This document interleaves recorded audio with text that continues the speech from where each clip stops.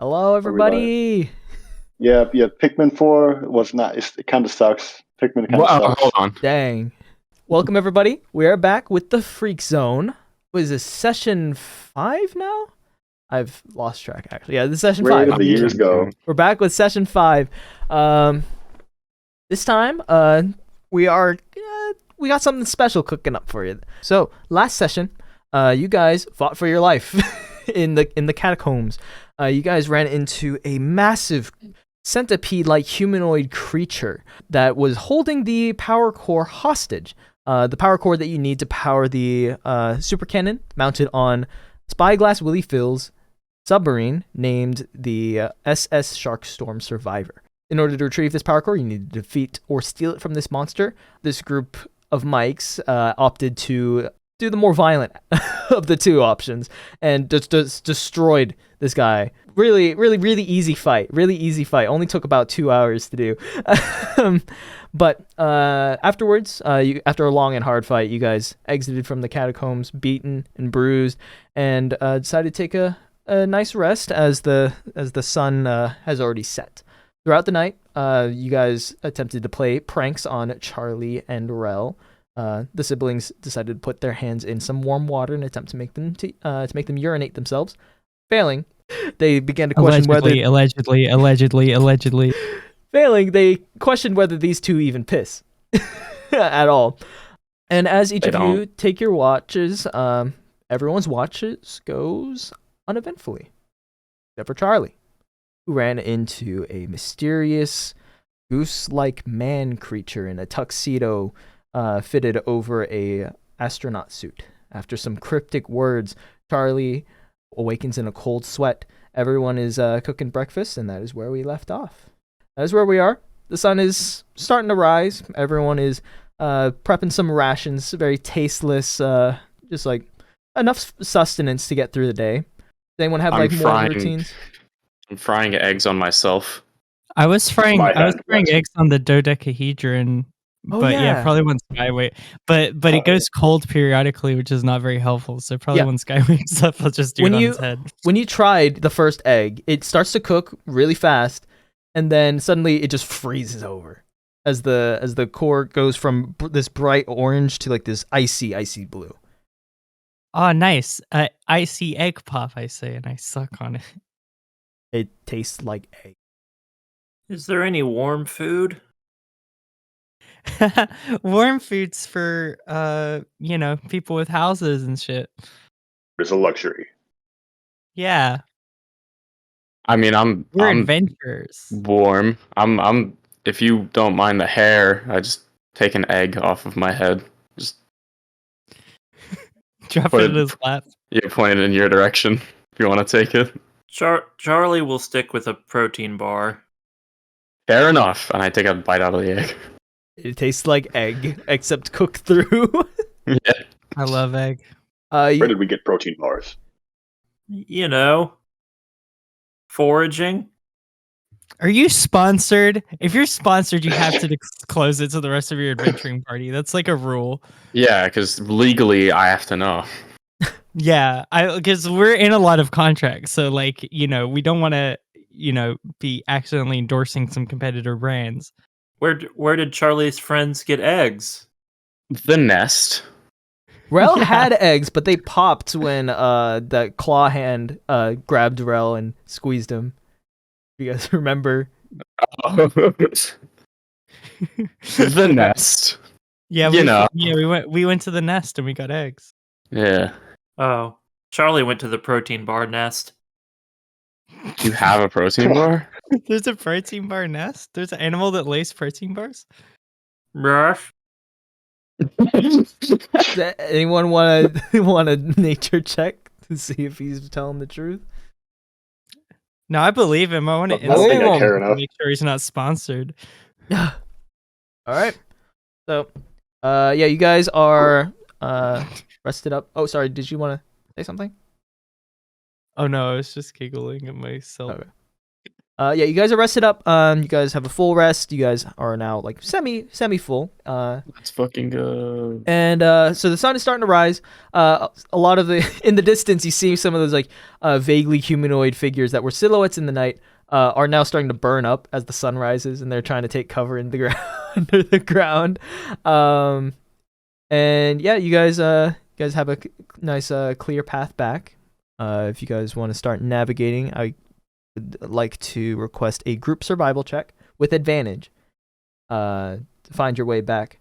And whoever's and also let me know whoever's carrying the power core and how they're carrying the power core. Charlie is not carrying the power core. I was thinking that, like, okay, we got to talk about this, because as far as I've understood, that the power core fluctuates between extreme temperatures, and there's kind of like nothing we can do. Like, if we put it in a bag, it'll burn through the bag. So can we put our heads together and see if there's any like smart strategies for transporting this thing? Give me, if you're trying to figure out how it works and if you're able to turn it off, give me Arcana. If you're trying to figure out a contraption on how to carry it, give me Survival. Okay, well, I'm gonna roll my group survival check, but then that's not good. Charlie, you have advantage on the survival check. I think that's good. I'll try and figure out how to carry. If someone else wants to figure out how to try and turn it off, that's fine. But I think I'm gonna try and figure out how to carry it. I was just gonna pick it up when it's hot and put it down. Oh, but yeah, we could just throw it back and forth when it's hot and cold. You're a genius, guy. Okay, yeah, you guys could definitely do that. I'm known for my intelligence. I have a 15 survival. Okay, so yeah, on the 15 survival check, you can probably figure out that we could play hot potato with it. You could also potentially pick up some scrap and kind of hold it at like tongs, like cooking tongs. If you insulate the handle, that's fun. Okay. I'm gonna whip up some tongs. Okay.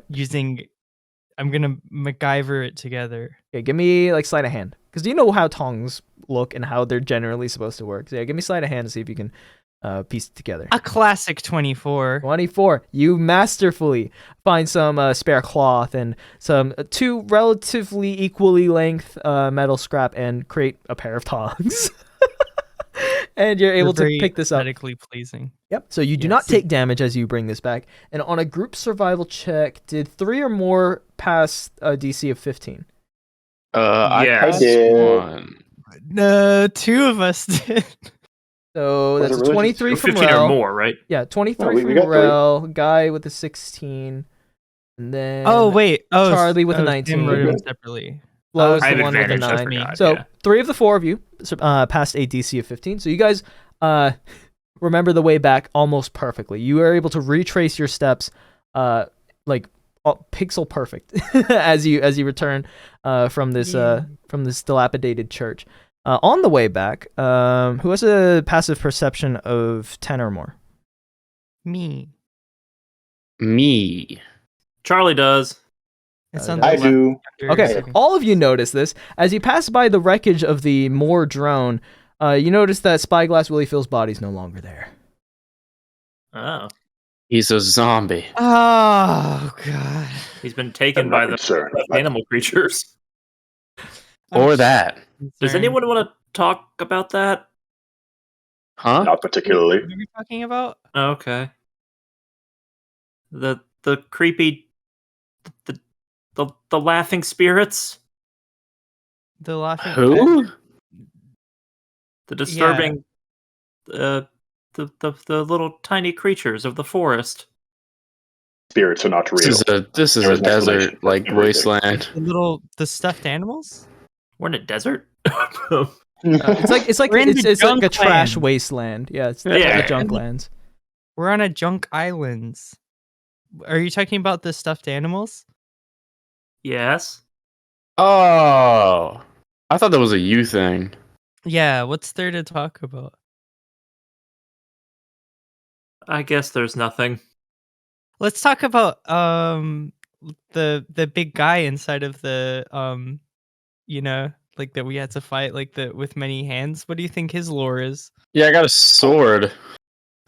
Pull out this big ass like bloody sword. So this sword, it looks like it's made out of the jawbone of this large creature. It's got like fangs kind of pointed out of the blade, and it's sharpened like where the jawbone is, and all along it, Rell, you would notice this. It's covered in runes, very similar to the runes that you use on your weapons and ammunition.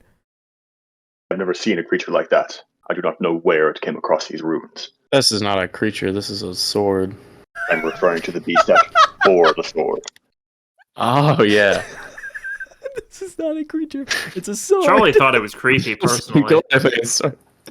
Yeah, I don't know if you want to look at it, but I was just gonna kind of, I don't know, throw it. Hold it for me. Hold it? I will not touch it. Well, I don't want to like hold your shit. It's not my shit. Hold it, and I will examine it. Well, like, oh, okay. I hold it out.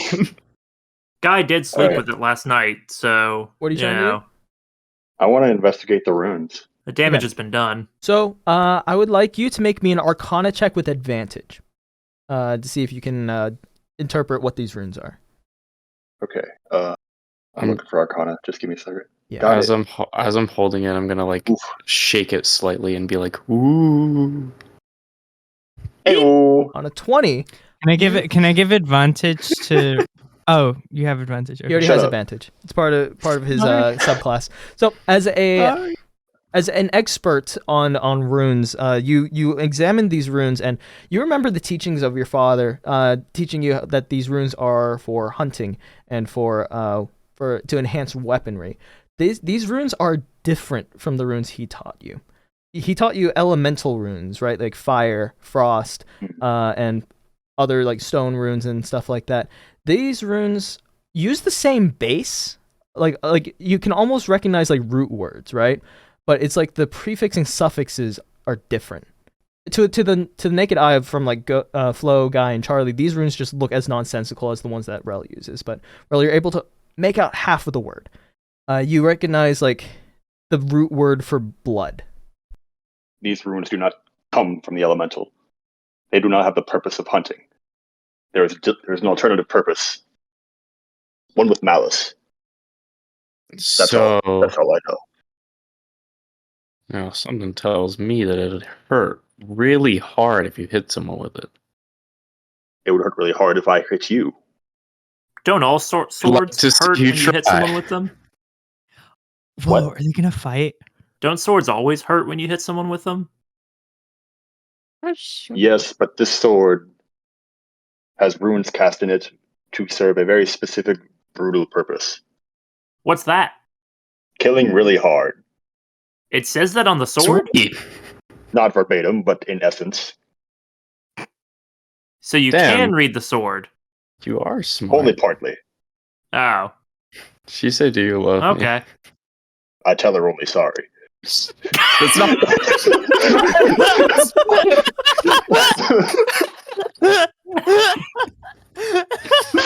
You said it before. Charlie doesn't think that Rell can read.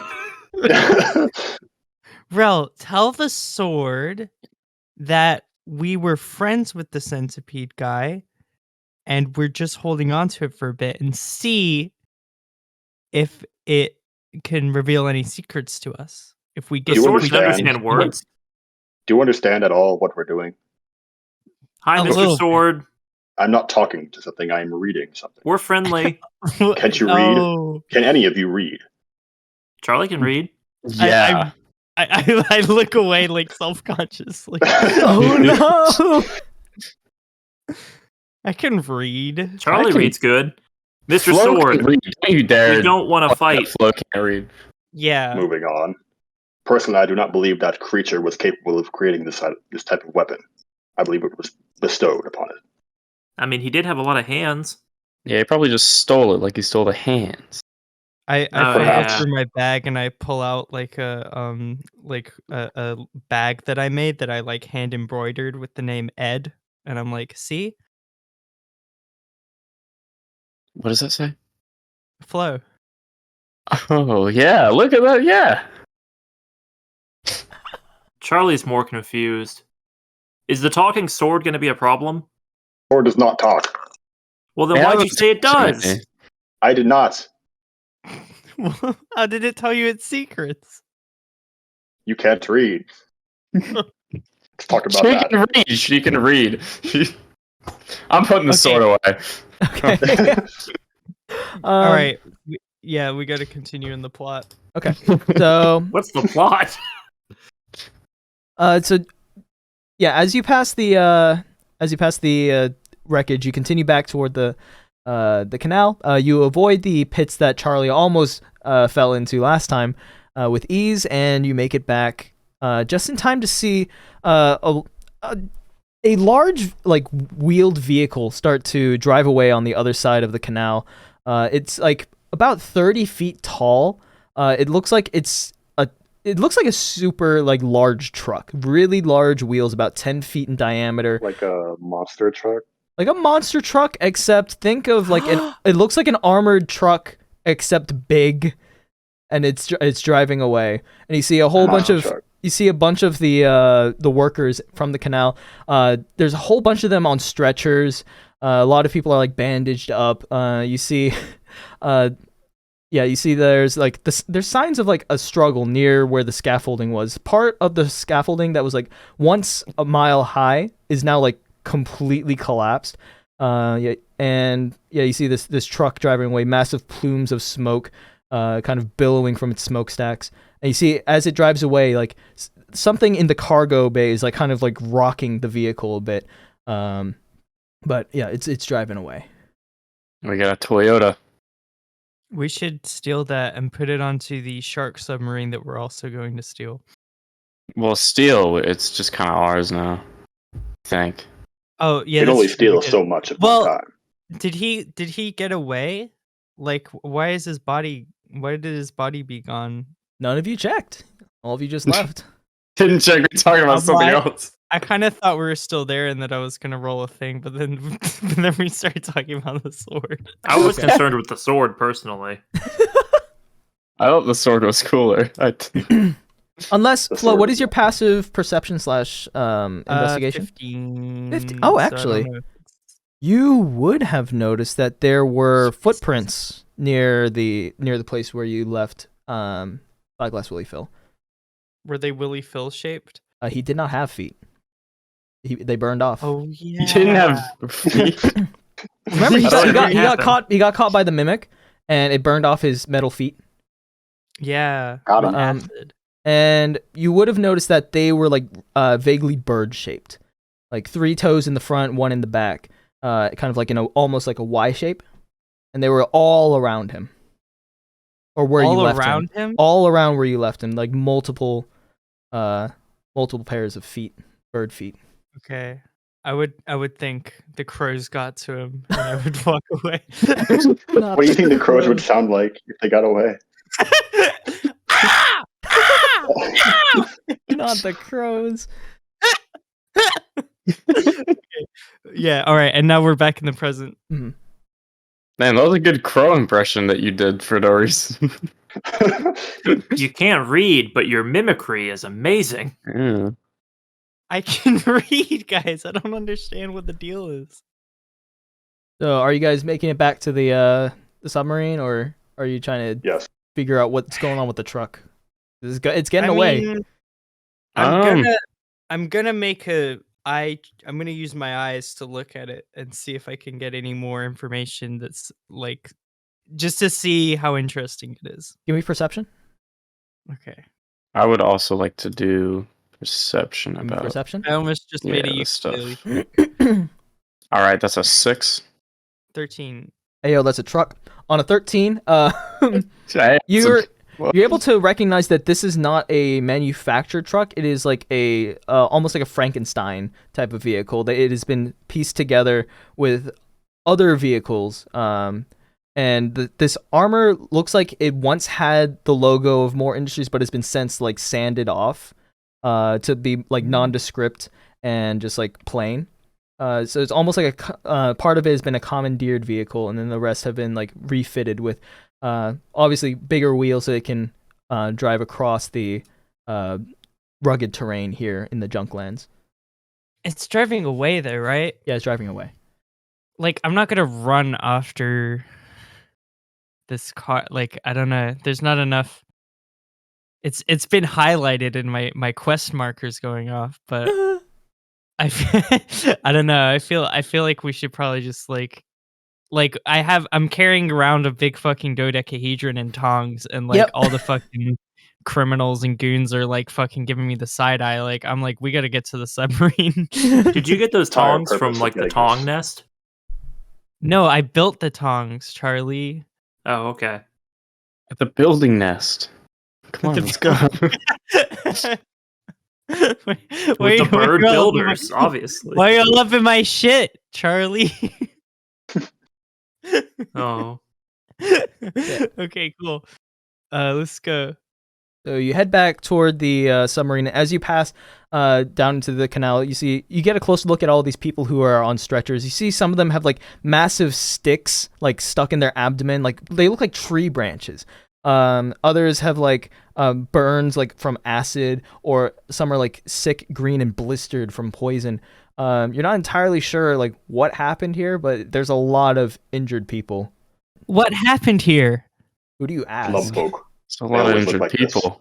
I'm not gonna pick anyone out specifically because they're gonna get really like, you know, needy. So I'm just gonna kind of say it to the crowd.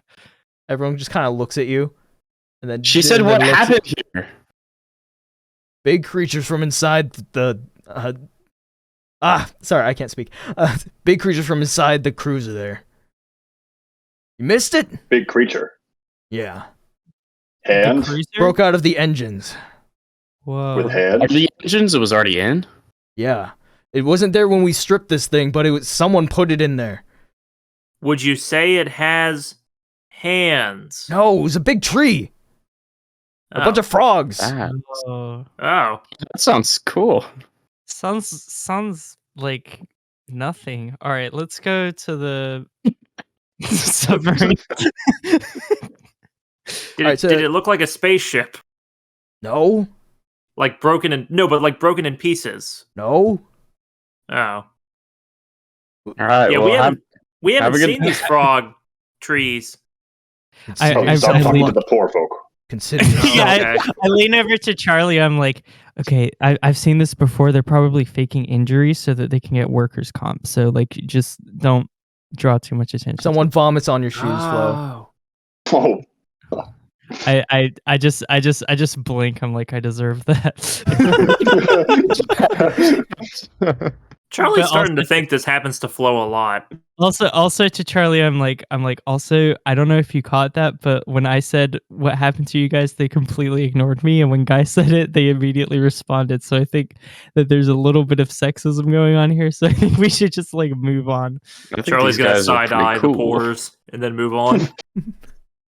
Wait, when you said that you hadn't seen the frogs, that you see the one guy you were talking to, consider yourself lucky.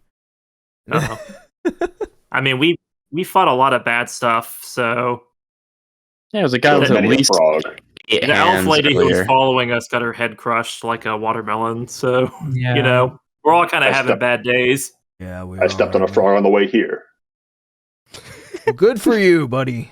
All right. Let's go. So you guys go back to the you guys go back to the submarine using Spyglass Willie Phil's key. Who has that, by the way? Oh, I was gonna. Charlie's not sure who has the key. Y'all got the key, right? Shit. Charlie has it. We can just bust in. Charlie took it from the body, and it was the whole thing. Charlie stole it while his dick was looking at me. Flo got really upset when Charlie took the key. All right. Yeah. Charlie, you open the hatch and it just swings open. It reeks. Like the smell around the canal, it smells like the smell in the canal smells like trash, right? It smells like methane. It smells like decaying matter. Inside, it smells musty. It's humid. It smells like teenager musk. Charlie's gonna walk over to Flo and hand Flo the key. It's your sub now. I'm going to prestidigitation can do like cleaning stuff, right? Yes. Okay, cool. I'm gonna like immediately as I walk in, I'm gonna start like Mary Poppins, like the water around me just starts like moving and like I'm just like systematically trying to like scrub and like yeah. As you're going in, the interior of the submarine appears to be black, but as soon as you press the digitation, it becomes like this clean, shiny silver. I'm really hanging on by a thread today, guys. We gotta get out of the junk lands. Okay, so you've cleaned this place up as you've been pressing. I clean my shoes too. You clean your shoes too. Okay. Can we go back to the other ship? Well, okay, we have to blast a big hole in the thing using his big shark laser, whatever the fuck he was talking about a few sessions ago. His Mungo laser. Yeah. His Mungo blaster, and then we can get back on the ship. So actually, probably maybe someone should be in here to operate the blaster, and then, well, but okay. As a weapon aficionado, I will operate the gun. Yeah, you probably should be trusted with that because I don't want this to get fucked up. Charlie's gonna stand on the behind the ship where the cannon's not pointing. I'm gonna get really close to it so I can see it. Okay, that's also a good idea. Tell me how it looks when you do that. Okay. I'll go back to the other ship and steer it. Logically, is there any consequence to us going back to our ship? Like, no. If the thing gets destroyed, will all the ships just be able to get through pretty quickly? Do you think?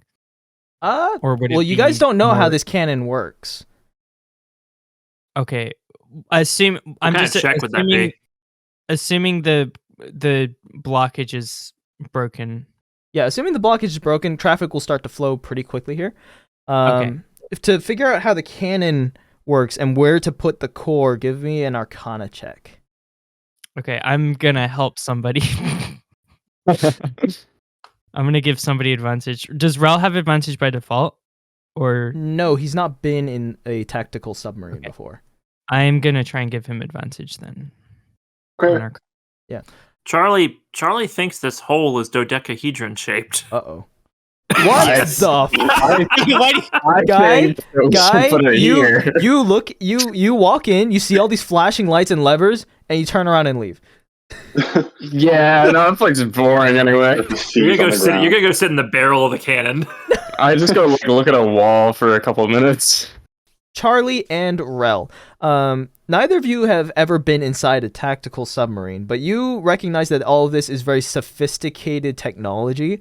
Some of which is like old, some of which has been retrofitted with new technology. All of which covered in sticky notes. They're covered in sticky notes with very like sloppy, scraggled handwriting. Some of it is just like buy eggs when we get to the next city. You know, don't forget to refrigerate the milk. One of them says, "Put power cube in this glass tube here," and it's a glass tube in the middle of the like common space there. And then there's another sticky note that says, "To the seat of the cannon," is pointing up a ladder to an upper level. Charlie has information flow. Okay. Hey, Rell, come look at this information. Oh, Charlie has information, Rell. What's the matter, Flo? No. I'm coming too. I'm the captain, so like I'll also be there. You know, Charlie was gonna tell the captain, but the captain said to tell someone else. No, I am the captain. Okay, I'm here. I'm supervising. I'm part of the conversation. Charlie thinks this is important. We need to refrigerate the milk. Oh, and also the dodecahedron goes here. I roll my eyes and they go, "Oh, Charlie." I'm gonna point at the dodecahedron shaped slot. Okay, I'm gonna drop it in using the tongs, unless anybody tells me not to. So you drop it into the tube, and instead of dropping to the bottom of the tube, it just kind of floats in the center as if held up by a magnetic force. It's kind of like oscillating there, and as it continues to pulse orange and blue. Also, Joe, your mic is No. So as it floats there and is flashing these colors, each time it flashes, it starts to rotate a little more. each time getting faster and faster, like vroom, vroom, vroom, vroom, vroom, vroom, vroom, vroom, and begins to spin and swirl, and eventually the blue and orange colors just kind of like meld together into this spiral, and the energy kind of crackles and grows inside this tube until it makes like a tornado. You feel like the energy in the air, like the humidity is gone because you had cleaned it up. Now it is full of static electricity. You feel, those of you that have hair, begin to stand on end as energy begins to overflow from this power core. A heads-up display pops up near the front of the sub that says, what is it? Estimated loading time, 6 hours. And then it changes to 2 hours, and then 10 minutes, all within a span of a few seconds. And then 2 minutes, 3 seconds. And then suddenly a red light flashes in the cabin. Everything turns red, and an alarm starts blaring. Warning, warning, power overload imminent. We should fire the cannon. Use as much power as we can now. Hey, what are you guys doing in here? Is anyone... get on the barrel. Charlie's gonna start turning on lights. I get in the barrel. You're turning on lights? Yeah. As soon as you flip the switches to the lights, the light bulbs just and just shatter. Turn on all the lights. Open Is Charlie helping? Did anyone go up into the seat of the cannon? I can't create light. Fuck. Are there any candles? Did anybody go up to the seat of the cannon yet? Oh, I'll do it. Gonna head there. Rell, no, Rell. I thought Rell, you go, Rell. Calm down. -1 Arcana. Race you. I hold guy back. I'm like, no. The sub is now shuddering, like as like arcs of electricity start to pour out of like these broken light bulbs that Charlie has turned on and exploded. Rell, I'm helping. You rush up to the gunner's seat. You climb up the ladder, and it goes up about like 15 feet until it reaches like this glass like dome, and there's nothing in here except one button. It is a big red button, and it has one sticky note on it: kill shark. Guy wouldn't be able to figure it out. Disappointed that it's that straightforward. Rell is really, really annoyed that like anyone can do this. Rell's gonna bullshit and lie and say like this was a very complicated system. You probably wouldn't like it. Don't go up here. No, don't look. It'll confuse you too much. I'm gonna just one finger just push the button gently. Well, hold on. Should we? What does pushing it gently do? How does that help? No, it's symbolic of my like lackluster reaction to the one button. I see. You're like, maybe it's pressure sensitive. Maybe there's a little bit of nuance here. If I slam the button, that'd be like, oh, this is big news. No, if I push it gently, it's like, oh, it's a button. Okay, is it pointed at the right thing? Yeah, is the cannon aimed at the ship? Because I was about to run to the like steering and like maneuver. No, none of you did that beforehand. I pushed the button. None of you even turned on the engine. You just looked for the power core for the cannon. I was on my way to the steering. Whatever. Why would a gun need the engine to be on? Because I don't know if it pointed at the thing we wanted to destroy. We got one shot. None of you even looked to see where the cannon is. But yeah, so you push the button. Yes. Hey, Rell, don't push the button. I'm getting it into position. I say in character. Oh, hurry. Okay, I hurriedly go to the fucking like, is there? I assume there's like a pilot's area. Yeah, somewhere? There's a pilot's area, and you're trying to find the on switch, and you find an ignition key. Okay, I make sure I double prestidigitation it and turn the key. Do you have the gently key? push the button. Oh, yeah, no, Charlie gave it to me. Okay. Or is there a different key for the ignition? No, that is the key. So yeah, you insert the key and turn it, and the vessel's already shuddering from the power that is overloading, and it you hear this a like a gasoline engine, something that is obviously not supposed to be on a submarine, revs up, and Rell from this glass dome up near the top of the submarine. You just see this plume of black smoke just come up from near the front of the submarine. It is diesel fueled. All right, so you're able Lost to sight of the target. So, give me a Arcana check to see if you can navigate using this. The controls are a little different. It's been retrofitted with like 6 different pedals. It's got 2 steering wheels. Might be. Also, just to, because I asked a few times, I don't know if you're gonna answer, but like, where is the thing pointed right now? Yeah, on the heads-up display on the driver's seat, you see that the cannon is on the nose of the submarine. It cannot be adjusted. It cannot be aimed. It is just wherever the nose of the submarine is pointing is where the cannon is. I could and push where it. is that pointing? Currently toward the structure, but there's also a lot of vessels in the way. Fuck them. Okay, That's a so we shame. just need to go You need to go down, right? sideways. You just need to go sideways. Sideways. Okay, cool. I'm gonna try and get the ship to go sideways. Okay, give me Arcana. You got a 16. I got a 16. Okay, Yeah. yeah, on a 16, you've not driven anything like this, but in his infinite wisdom, Spyglass Willy Phil made the controls very easy to understand with all the sticky notes. One of the pedals says left, one of the pedals says down, one of the pedals says like up, the other says diagonal. But from the different pedals, flow. you're able to understand this DDR kind of setup, and you're able to navigate it to the side. And it is now positioned directly in the middle of the canal. Thankfully, a lot of the vessels are parked to the side, so you have a clear shot. Okay. Hey, Rell, we're lined up. We got a clear shot. Oh, great. Charlie's gonna brace himself. I already pushed the button. I don't know what you want from me. Oh, you already pushed it? Okay. I pushed it a while ago. Oh! It's been charging up. It's fine. I told you wait till I got it into position. Did you not? Did you just kill everyone? I'm going to say you pressed it too softly. I'm going to say you pressed it too softly, and it just did not register. Cope.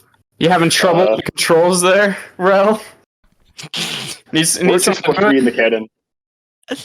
Oh, wait, am I? Oh, okay. I start going up there. I would have just, with slightly more gusto, pushed the button. Okay, you press the button labeled Kill Shark, and the entire vessel just powers down. Flo, what did you do? Fake out. It's a fake out. Just wait. Charlie's gonna flip one of the switches he turned on back off. Nothing's happening. I'm going to say when you do that, everything powers back on, and those of you that are near a window and or outside, the sun appears to get dimmer as this beam of light just erupts from the nose of the submarine with no warning, no wind up. It just erupts, and everything gets dark. All that you can see is this beam of light. Everything goes silent as everyone is just like looking in awe at this massive like laser beam that just cuts through everything it within sight, and the force of it kind of forces the submarine to like buck up. Those of you that are inside, you should make a dexterity save as it like starts to lean backwards from the force. You are also being pushed backwards through the canal as this as this beam of light erupts through everything you can see. I was climbing up actively to be closer to it. What happens to me? Like, give me a dexterity save. We'll find out. okay. Right at 15. Charlie got a 21. Yeah, I was gonna say Charlie spins around in the chair. Rell, give me a dexterity save. Has a fun time. Charlie was the only one sitting down. Ooh, that's a good number. Ooh, it's a good hello? number. Hello? See you, guy. So, the only one that gets knocked down, DC was 15, so that is Guy. You get catapulted into the air about 10 feet. If you're inside of the submarine, you slam into the ceiling and just come falling back down onto the floor. Everyone else, you kind of like are able to brace yourself and hold on to something. This laser beam just kind of bucks up into the sky, and you can see it just cleaves this the chassis of this cruiser in half. After a few seconds, everything dies back down, and the light returns to normal. The beam stops. The submarine just crashes back into the canal, kind of lifts itself back into proper orientation, and you see the chassis of the cruiser just kind of splitting like a banana down the middle. And like you're about a mile away, but you can just see it just almost in slow motion, just falling away on to the left and right, and then it finally settles onto the ground. A few seconds later, you hear.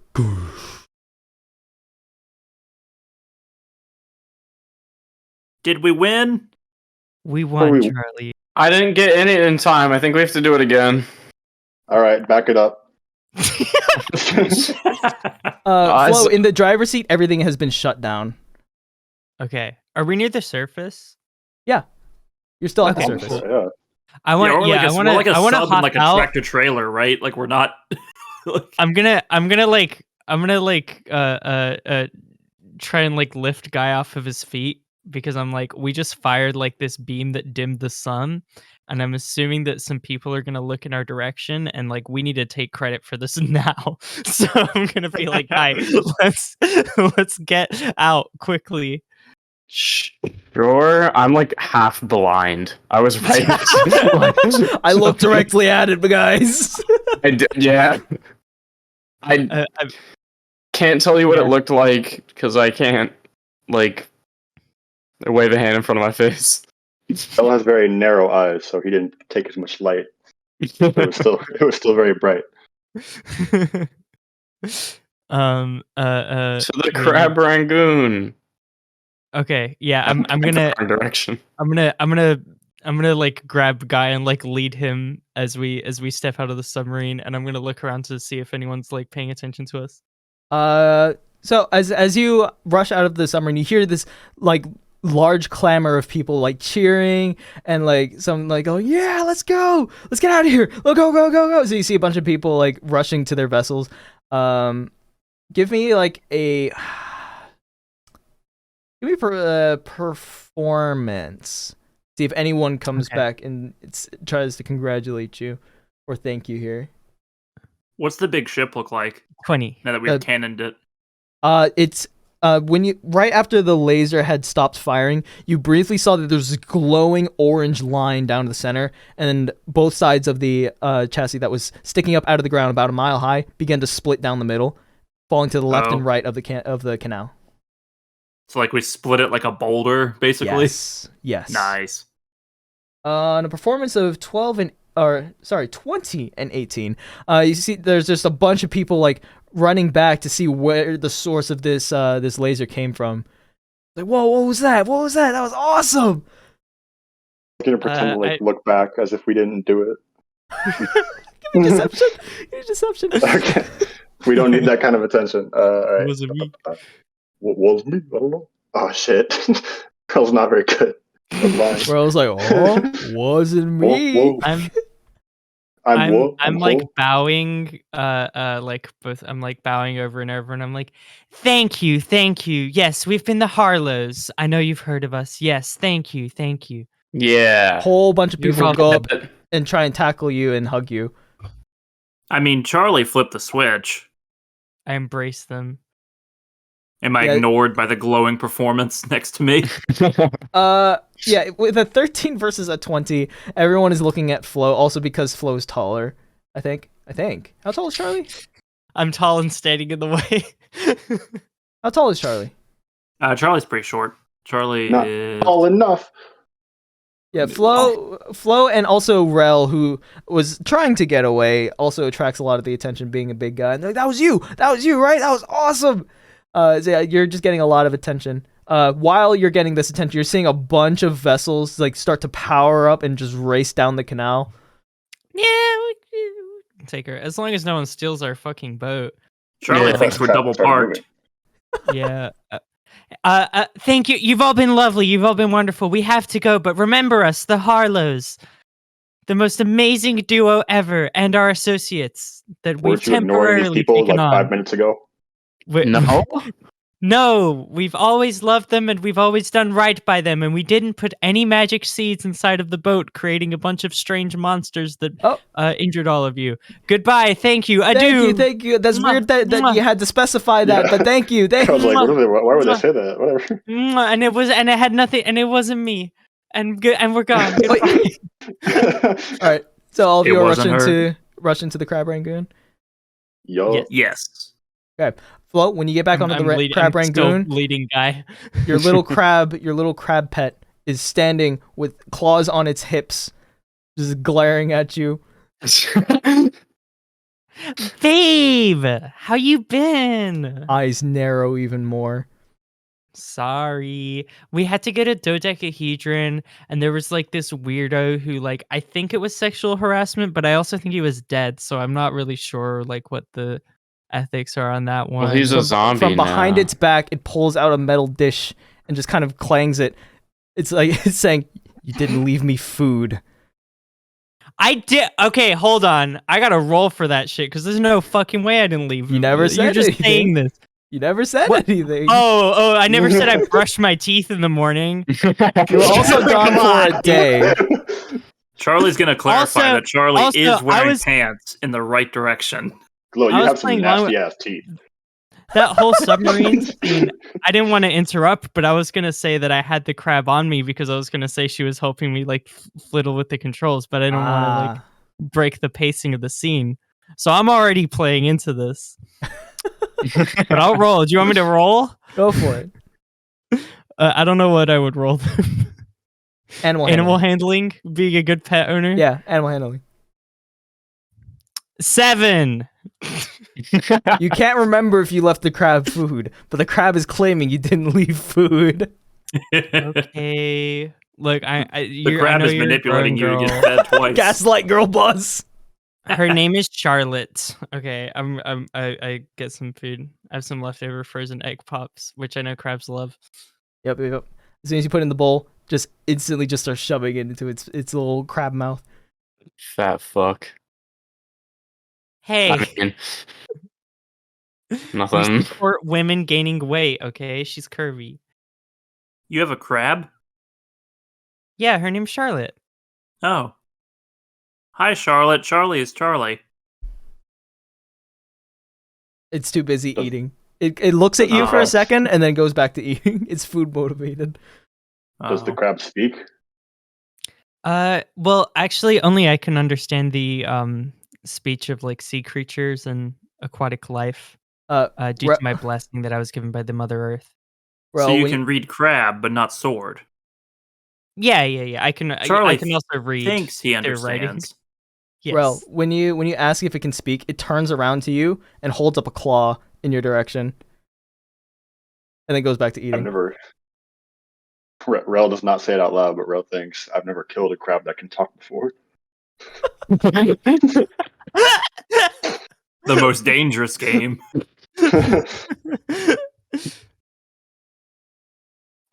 Well, I'm just glad to be back on the Crab Rangoon.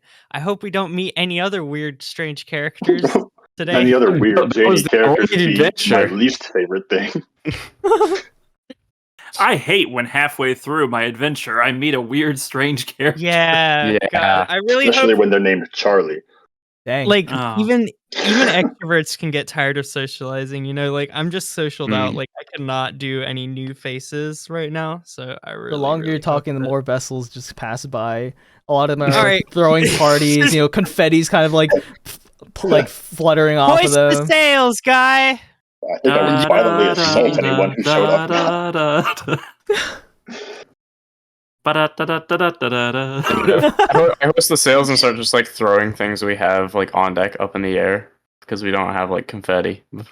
One of them has like a weird orb of energy just for no reason. Oh, ooh, I love orbs. It's never explained. Pondering my orb. I definitely have like an orb collection that I keep in a corner. Hey, take this mystical amulet, guy, and then I just throw it off board. So. You guys start setting sail down the canal. For a while, it is clear sailing. Obviously, with the traffic in front of you, it is still moving. And the city's only about 50 miles away. And so very quickly, you do run into a traffic jam. As the people in the canal like are herded into these checkpoints that enter the city. There are about a dozen of them. So the canal kind of splits. So at first it would have been clear sailing, but then as these checkpoints get filled up, it starts to back up pretty quickly. But it is still moving, just much slower than before. Probably gotta get another like power core now. I want to say that I have a car horn that I like stole from a car installed on the ship, and I'm just like. Burp. As soon as you honk the horn, you hear this vessel, like a few vessels in front of you, go like have a foghorn that go brum, brum.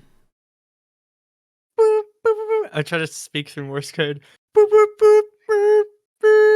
are you saying?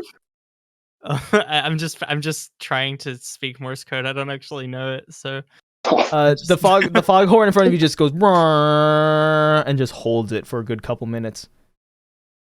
Couple minutes. Fuck this guy.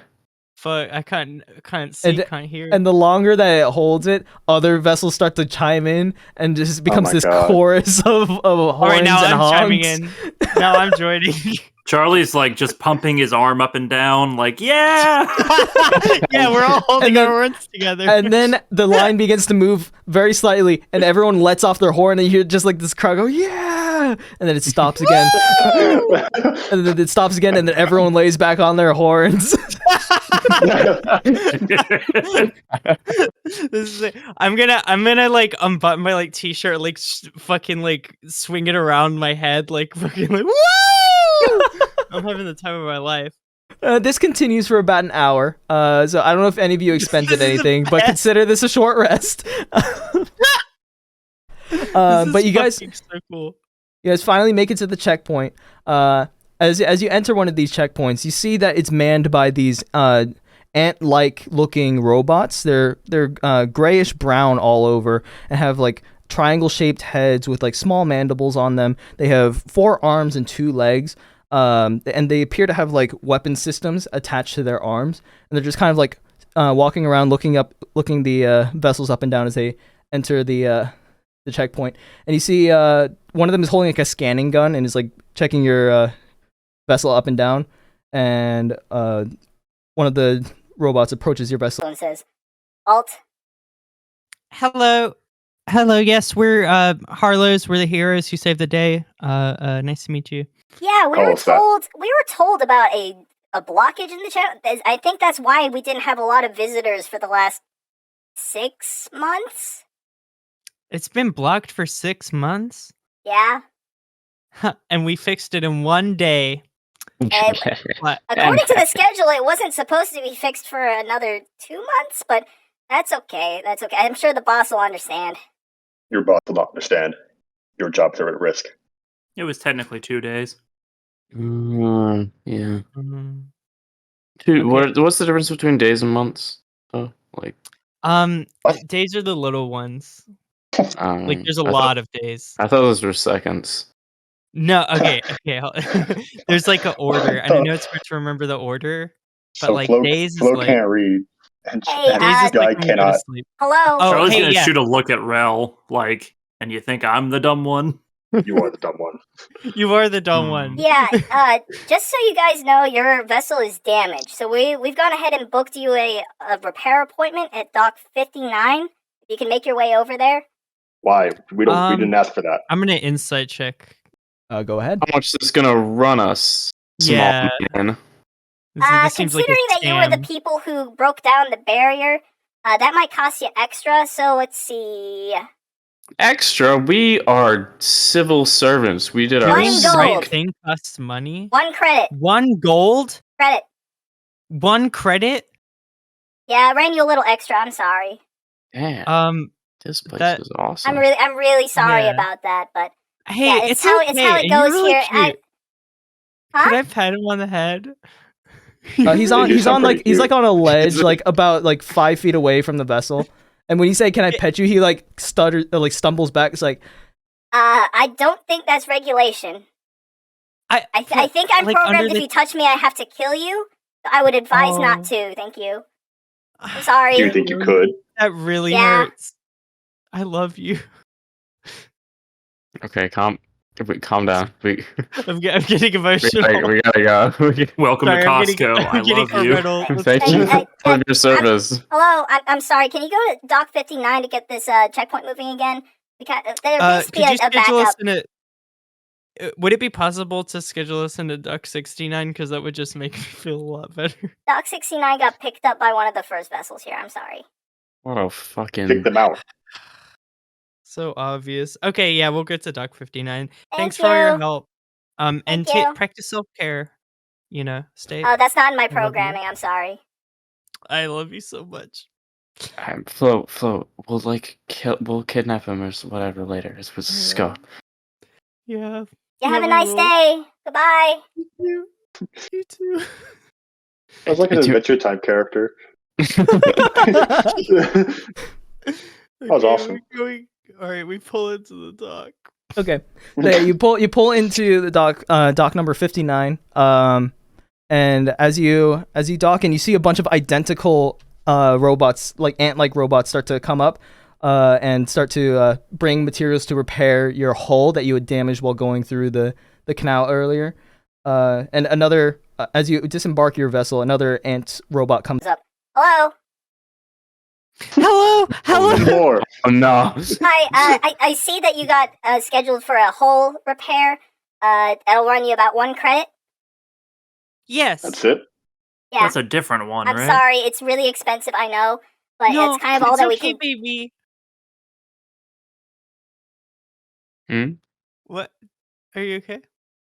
Yeah, Hello? sorry, I just wasn't prepared for. Anyway, yeah, just 1 credit. We should get it repaired in a few hours. As he says that, you see like a couple of the other ant robots, like they're carrying this big chunk of metal that they're going to use to like repair your vessel. You just hear, wow! As one of them falls into the canal, and the metal piece like falls in after him. Check. That'll actually be about a day then. I'm sorry. Oh, you lost him. Wait, I'm gonna try and save him. Can I use my water powers to save him? You can try. Just can I can use Okay, tell me if either of these would work. Either Featherfall or like Shape Water to move to lift him up out. Featherfall wouldn't stop the fall because the metal piece falls in after him and brings him into the water. Okay. And then what was the other one? Shape Water. So like once he's in the water, I can try and like manipulate to like lift him and like push him. Can it move something that weighs 350 pounds? Does he weigh 350 pounds? It's like Nebby. Not the metal part, but himself. Not including including the metal part is probably 1,000 pounds. Gotcha. Well, it doesn't seem like it could move that much. Well, I don't see a weight limit. It just says within a 5-foot cube. But I would assume maybe not, but I don't know. Let's see. Let's read it aloud. Can you read it aloud for me? Okay. Shape water. You choose an area of water that you can see within range that fits within a 5-foot cube. You can manipulate it in one of the following ways.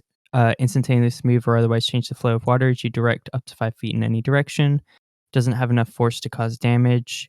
You cause the water to form shapes. Don't need that. Change the color. Don't care about that. Freeze the water provided there's no creatures in it. Don't really care about that. So it says you can only move it 5 feet. I don't think you can try. Okay. Can I cast Water Walk on it? What is Water Walk? It grants you the ability to move across any liquid surface, such as water and other ones, as if it were harmless solid ground. Yeah. Up to 10 willing creatures. Okay, yeah, I'm gonna give just all the ants in the area, like up to 10 of them. The 10 closest ants, I will give Water Walk ability. Okay. The one that just fell in with the metal piece falling in after it, you cast it like as it's falling midair, and you hear it like clank onto something hard. He goes. Oh, thank goodness! And then you just hear another metal crash as the metal piece like falls in after him. And you hear another ant robot go, no! He was 2 days away from retirement! Wait, he's not dead though, is he?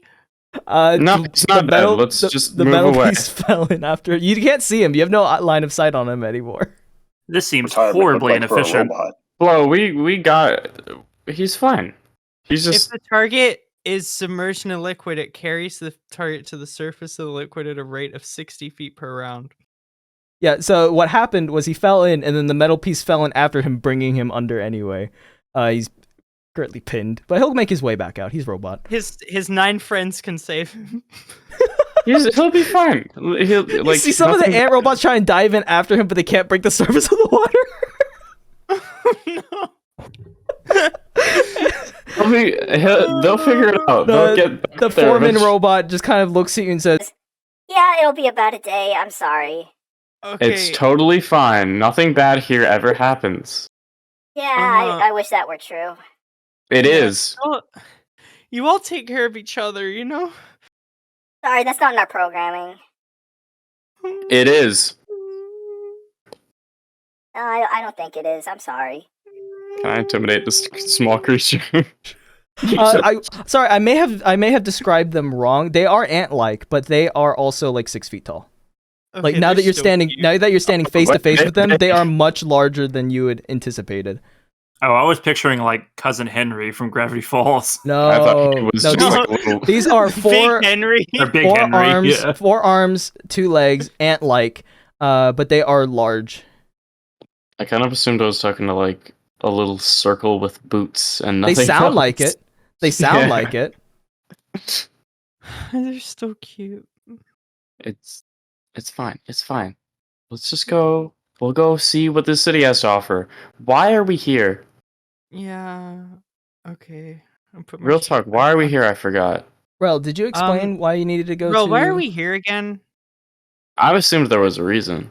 Yeah, Rell, we were following you. We It's were? time to open up about our objectives. Hey, yo, can I be real for a minute? I Okay. forgot why we're here. I got you. Okay, so Rell, you know it was to blow up the ship, right? So, Rell, you know that this city is Malware. Malware is like a central hub for trade, or was before the planet got blockaded due to security reasons. This used to be a place where a lot of illegal goods were able to easily be distributed. So that means illegal arms, illegal drugs, illegal immigration on and off the planet. But since it's been blockaded, it is now just become just a safe haven from the military doctrine and police state that Earth has slowly been becoming. But the last time you were here, you were able to buy some really nice firearms and ammunition. You were hoping that since it was on the way, it would be an easy stop to upgrade your arsenal in order to hunt the dragon, and also maybe find some more suitable allies than the mics that you've run into on your way here already. Our voyage is demanding. Or let me rephrase that. My voyage is demanding. I need materials and supplies here. What is the objective of your voyage? That is my personal information. Well, do you think you could have got the dodecahedron without our amazing help? I think it's time that you accept us as part of your team. Why do you want to be part of my team? Because I'm really bored. Yeah. Everyone on this ship killed the rest of my team. I just took you to one of the most illegal cities in the entire planet, and you are bored and want to come with me. That's what I've been doing. Yeah, and it's our boat, and I invented the tongs. Remember that? Guy shoved a sword through a guy. You didn't invent tongs. Charlie's got nowhere to go. Charlie didn't contribute very much, but he did defeat those plush creatures. So I mean, counts for something. So I mean, I feel like Charlie's a violent killer. Yeah, that's good. If it's like a hunting thing, I can kill. That's like the same thing. And I can seduce the creature into. That's like the same thing. So you all work for free. I didn't say that. You don't have much going for you, I'll be honest. You really got to give me something here. Charlie will work for free. Charlie doesn't need money. Charlie didn't say that. I don't know. Rell. Hey, kid, let's be real. Rell, I will say that you know that if you were to kill a dragon and take its hoard, a dragon of that age would have incalculable amounts of gold hoarded in its lair. So the gold would become worthless. If it were to be distributed amongst more than your group, yeah. I'm just saying we get enough to maybe get off of this planet from this. You can do that in the city. Ooh. You don't have to come with me. You could do that now. Yeah, but no, Charlie wants to go. Charlie wants to get off the planet. Charlie wants to go with Rell. Charlie's helpful. Charlie helped kill the hand creature. We're all welcome to go whatever ways we wish. Make our choices about that afterwards. But Charlie's helpful. Charlie can read. Charlie can't read sword, but Charlie can read. Shut up! I'm talking.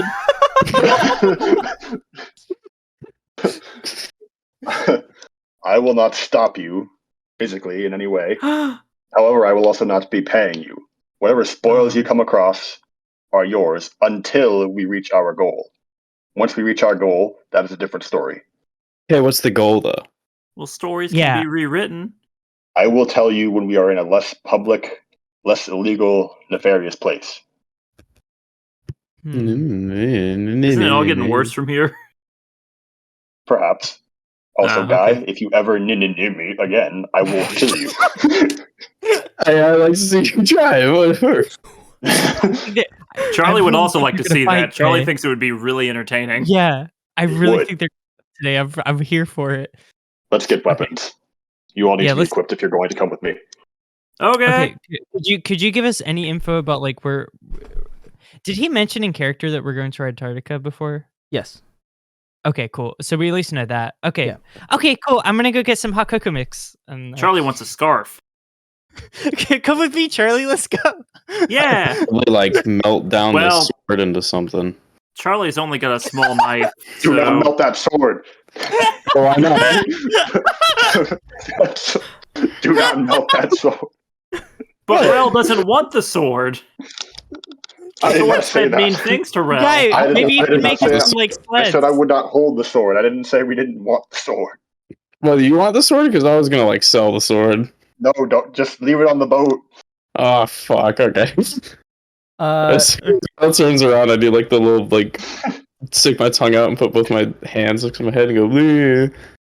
Oh wow! We're gonna turn around, but he's gonna miss it just barely. Yeah, I'm just tapping my foot. So, as you guys venture into the city, as you take a few steps away from the dock, you start to realize that the layout of this city is weird. You see that there are walkways, but instead of like being alongside roads, they kind of like lift up off the ground and like become catwalks that kind of weave in and out and swirl like up to different elevations, going up and down at seemingly nonsensical intervals, branching or intersecting with other walkways at random. Those of you that are familiar with the history of malware are able to quickly realize that this city was not made with organics in mind. The navigation of this city is entirely cultivated around mechanical beings with impeccable memory. So the walkways here just do not make sense upon first glance. Charlie's really good at navigating cities. Also, Joe, your mic's being a little odd. Or Mike, your mic's being a little odd. But yeah, we're looking for like home goods, like a souvenir kind of shop with like clothes. Charlie's gonna start squinting and looking around. Can I make a roll? Yes. So Charlie, give me a survival check. Everyone else that wants to make a survival check, do so with disadvantage. Could I help Charlie in any way, or I'll just you can. I guess probably makes more sense. If I can help Charlie, I'll do that. Yeah. So Charlie, you get advantage. Everyone else gets disadvantage. Sorry for just. What was the roll again? I was trying to fix my Survival. Thank you. Robots go in this direction. So humans go in that direction. Welp. God, that's with disadvantage? Yeah, I've been around a few places this before. So, yeah. Charlie and Guy, you guys are well traveled and can kind of like glean the culture of a place pretty easily, and you're able to recognize the flow of traffic. A lot of it is foot traffic. There doesn't seem to be a lot of vehicles here. And as you're watching people navigate, you're able to pinpoint certain shops. Very nearby, there appears to be a shop with like a caduceus. It looks like a medical place alongside like two guns on either side. It appears to be like a medical or gun shop, or both. So badass. And then Charlie's like in a high five guy. It's so cool. And outside of it, you see just like these little stands that have like little souvenirs, whether it be like metalworking, not necessarily clothes, but as you're looking through, again, this is a warforged like robotic city, and there does not seem to be a clothes shop, at least not within view. Charlie's gonna tell the bad news to Flo. Well, maybe we can buy nice winter coats in Antarctica. That's true. They definitely have to cater to people who came there unprepared. And we can buy guns now to get us there. I've never owned a gun. I kind of want to get a gun. Charlie also kind of likes the idea of getting a gun. Charlie, you would be so good at shooting a gun. Charlie is known for violence, despite. Well, you did Charlie pick up wants. A pistol from the arena. Oh yeah, I'm trying to sell some. I have a pistol. Well, I offered the pistol and nobody wanted it. But That's if I pull it out true. now and somebody tries to claim it, then they can take it. But I'm trying to sell some finely made elven daggers. Mm-hmm. So does this look like a place that would take daggers? It appears to be a medic/weapons shop. Yes. All right, cool. Do you think they'd take the sword? And I pull out the sword.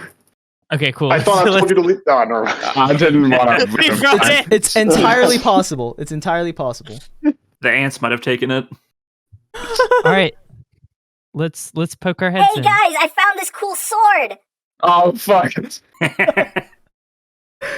But yeah, you can approach this shop, and Agent, if you would like to describe what they see upon approaching and entering. What?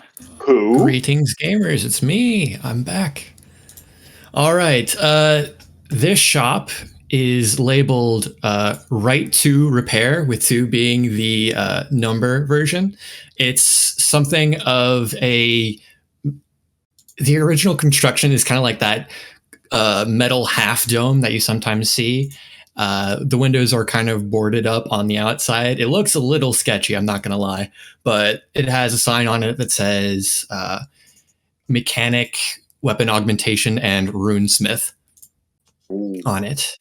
And the front door is open, but it has like this, you know how some like alternative medicine places have like a bunch of beads hanging down from strings? It's that, but it's ball bearings and gears instead. That's so good. As you make your way inside, the ball bearing gear thing is the loudest thing you've ever heard as it clanks against itself, and it's not comfortable to walk through. But on the inside, bar. Yeah, basically. On the inside, it is, it is a lot. There's a lot going on in here. It's a very open floor plan, but there seems to be a second balcony above with a bunch of rails that machines are on top of. And on the ground floor, there are like cubicles with open roofs that the machines are dipping down into. Let's see. You'll see somebody who's standing up on that second balcony. He appears to be an older dwarf with a long red beard and a top knot. He notes your approach and he waves hi and goes over to a ledge with what appears to be a mechanized ladder, hops on it, hits the lever, and it rapidly rappels down to the ground. Yo, sick ladder! Thanks. Well, what can I do for you? It's him. It's Deep Rock Galactic. Yeah, rock and stone. What? Charlie wants to buy a gun. No, I was Yeah, for the real world people. my son would like a gun to commit violence with. Something small to start out. Your son would lack a gun. Like a sniper rifle. That's Don't- not don't- that's not a no. small gun. Don't hold him back. Don't limit his choices. Like a noisy Or a cricket, rocket launcher. like a pea shooter. Ooh, wait, that'd be so cool. Yeah, any like semi-automatic. Probably would be your style. Well, I don't got anything as big as a sniper rifle right now, but I do have some small arms for self-defense, if that's what y'all need. God. Self-offense is more. I like your style. We're more offensive than defensive. But we're also very defensive. What? I would never be defensive. What are you talking about? Yeah, why are you always saying shit about? We're not What the defensive. fuck, man? Especially these two. Charlie's just takes punishment usually. He's But very I- dramatic. I think Doc's looking at the four of you, just wondering what's going on with this really weird group. He doesn't get a lot of humanoid clients come in here very often. Rell has lots of money. Well, why did you tell him he's that? kind of our sugar daddy. Now we can't barter. That's good. That's good. Be honest. What kind of weapons do you have? Oh, you know, just the little things. Side pieces, Okay. pulse raffles. I'm mainly better at augmenting them than I am at making them. Is that right? Where are you from? Your voice is just. Oh, What? I was from Bitch Plan, then I went to Mercury. Mercury's I Bitch could Planet. tell. I went to Mars. Yeah, now I'm here. I've been all over. Bitch Planet people. Oh, you guys know how to have voices. Have you been on the moon? I appreciate the compliment, young lady. Mr. Shopkeep, Mr. Shopkeep. You can call me Doc. Mr. Doc Shopkeep, have you been on the moon? I can't say that I have. Oh. No one's been on the moon. That was staged. No, yeah, moon's not real. It's not real, Charlie. There are people living on the moon. Charlie looks very sad. Different moon. What the? The moon's not real. Pretty sure no one has ever been on the moon. But you said you augment weapons? Yeah. That's mainly what I'm good at. In what way? Shit, I know about the moon. You would probably be able to recognize that the sigil that he has on his forehead is, in fact, a rune. Charlie avoids psychic damage from the previous conversation. You can read runes. Some of them. You can talk to sword? I have runes. Check. Oh, okay. Check the sword out. Charlie thinks he speaks sword. Charlie's gonna whisper to Flo. Yeah, that's fucking awesome. I didn't realize someone this big jaw-tooth sword that has something on it. I want to see them talk sword to each other. Oh, that's a big one right there. I inspect the sword. All right, give me Arcana with advantage. Let's go. Okay, I should import my. Yeah, doc roll. First doc roll. So I think you get advantage. Take a picture. I get an advantage on investigation. I don't get advantage on Arcana. Yeah, give me an investigation with advantage. Look at this. Holy shit, he's like smart. He has intelligence. Quick, write it all down. With advantage, yeah. Right. We gotta take notes. Incredible. Love to see it. All right. On a 13, I'll say that you recognize that these runes are Martian in origin. But similar to Rell, it's the actual word itself is unfamiliar to you. You're able to recognize the root word, but not exactly the extensions that come from it. And the root word is, you can tell that it is based in blood. Ooh, if I don't recognize it, then I'm going to use Flash of Genius to give me an extra +5. Okay. Damn. On a 18, you're able to recognize the runes of blood and sacrifice. Oof, that's pretty messy right there. Where'd you get this? Found it. Yeah. I bet you did. Where? Yes. There was a guy, he had like 15 bagillion hands. Killed him, took it off of him. You have his head on you. Sure. Why did you tell him that? Too. You're way too open. This guy. Check this guy out. I pulled his severed head. Yeah, he pulls out this head of this red tiefling with big black horns that kind of curve in like a ram's horns, and it's severed and dead. It's covered in black tattoos. Sure, that sounds like the type of guy that would have this. Yeah, no, I mean he's not using it anymore, and I am not really a sword guy, so I was wondering, hey, could you like turn it into a gun? I'm wondering the same thing. Now that is outside of my wheelhouse. I think that is outside of most people's wheelhouses, sir. Fuck, man. Isn't that what augmentation means? Though. I feel like he should be able to turn his sword into a gun. Like, come on. You some kind of quack doc. I ain't that kind of doc, that's for sure. Do you believe in the moon? I have no clue what you mean by that. I didn't say the moon wasn't real. I just said the moon is real. It's just not habitable. Exactly. It's 2-dimensional. Yeah. It's real for sure. Okay. Yeah. Charlie's not going to be fooled by you all. Yeah. Stand up for yourself. Good kid. What did the runes say? But the doctor shopkeep said so.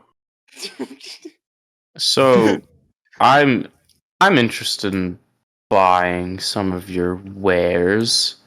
You said you only got like small things, but like Yeah, we can look through my stock and then you can see if you got anything you like. Got any big things like some South Carolina type. So yeah. Cheerwine? You have to tell us if you have Cheerwine legally. So Doc, Mhm. In terms of your stock right now, you're actually running a little low. The last shipment that you were expecting last week has not arrived yet.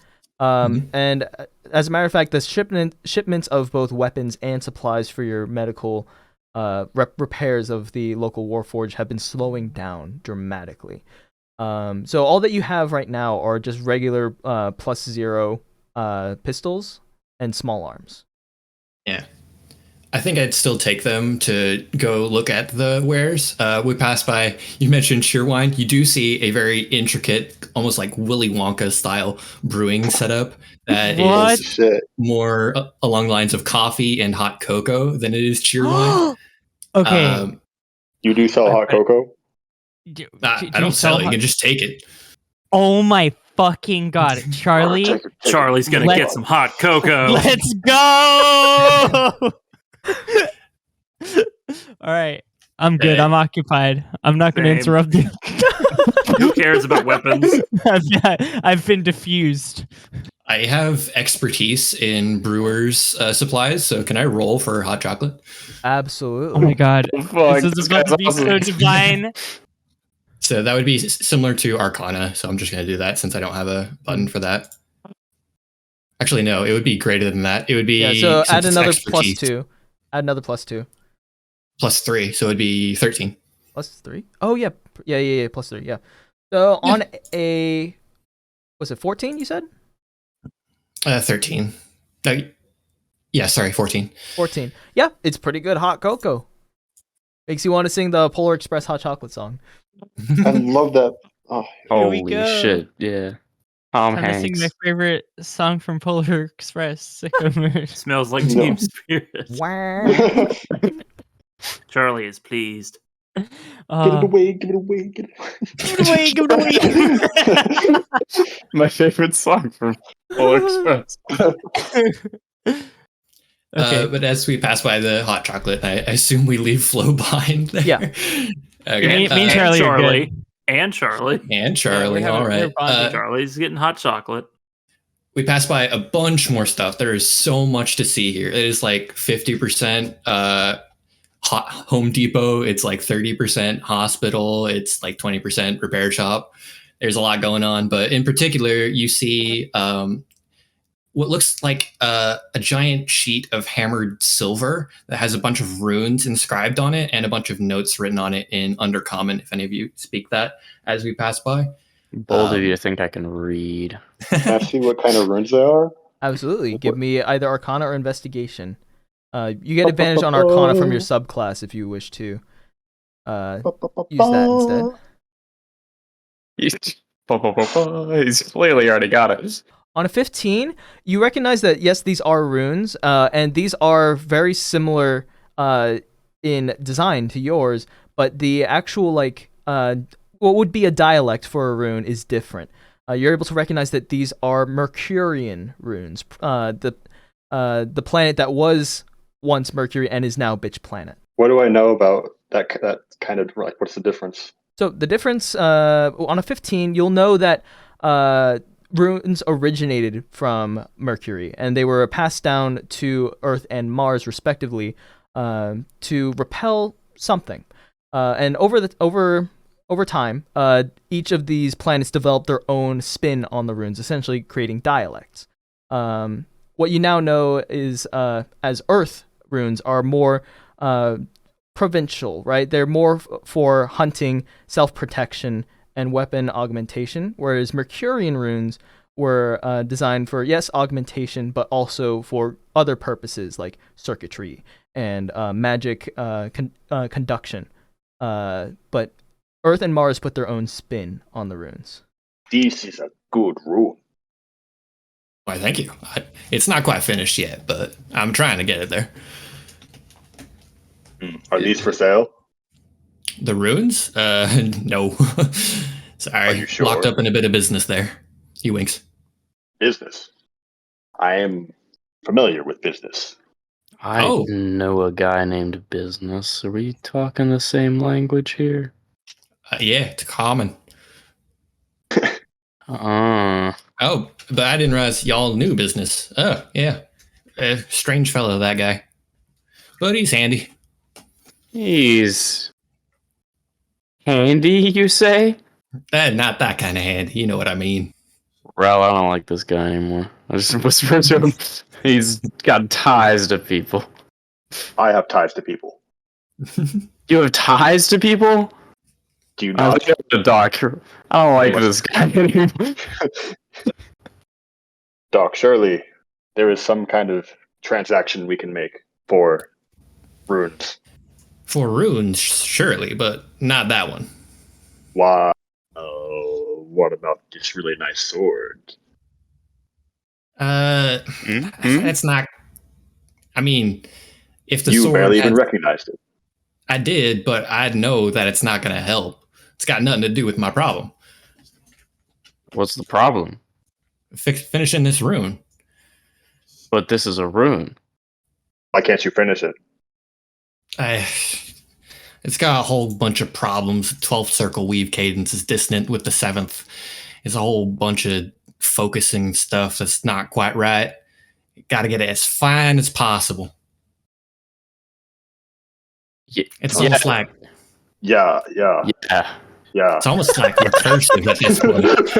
If I had the finished product, I could put it into it. It's like the solution is part of the problem. Yeah. I would help you, but it sounds like you just have to kind of figure it out. Why do I imagine Matthew McConaughey saying those words in Interstellar? I don't... It sounds like... So, yeah, that's cool. Guns. Yeah. Right. He pulls up to like a big shelf and pulls out a tray.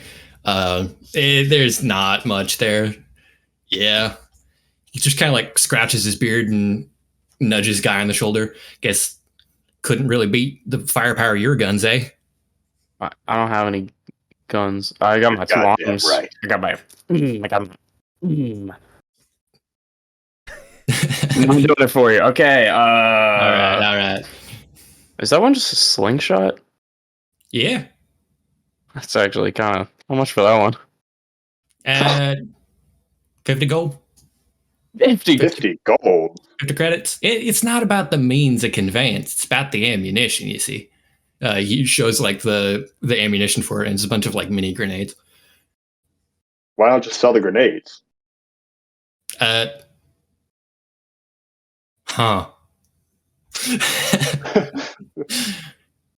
You know, that might be a good idea. But people don't always got the armor. Slingshot minus the grenades. Slingshot minus the grenades? Fourth of the credit. Fourth of a credit? Sold. All right. Subtract to my backpack. Subtract 1 bronze from your inventory. Business. Doing business with stonks.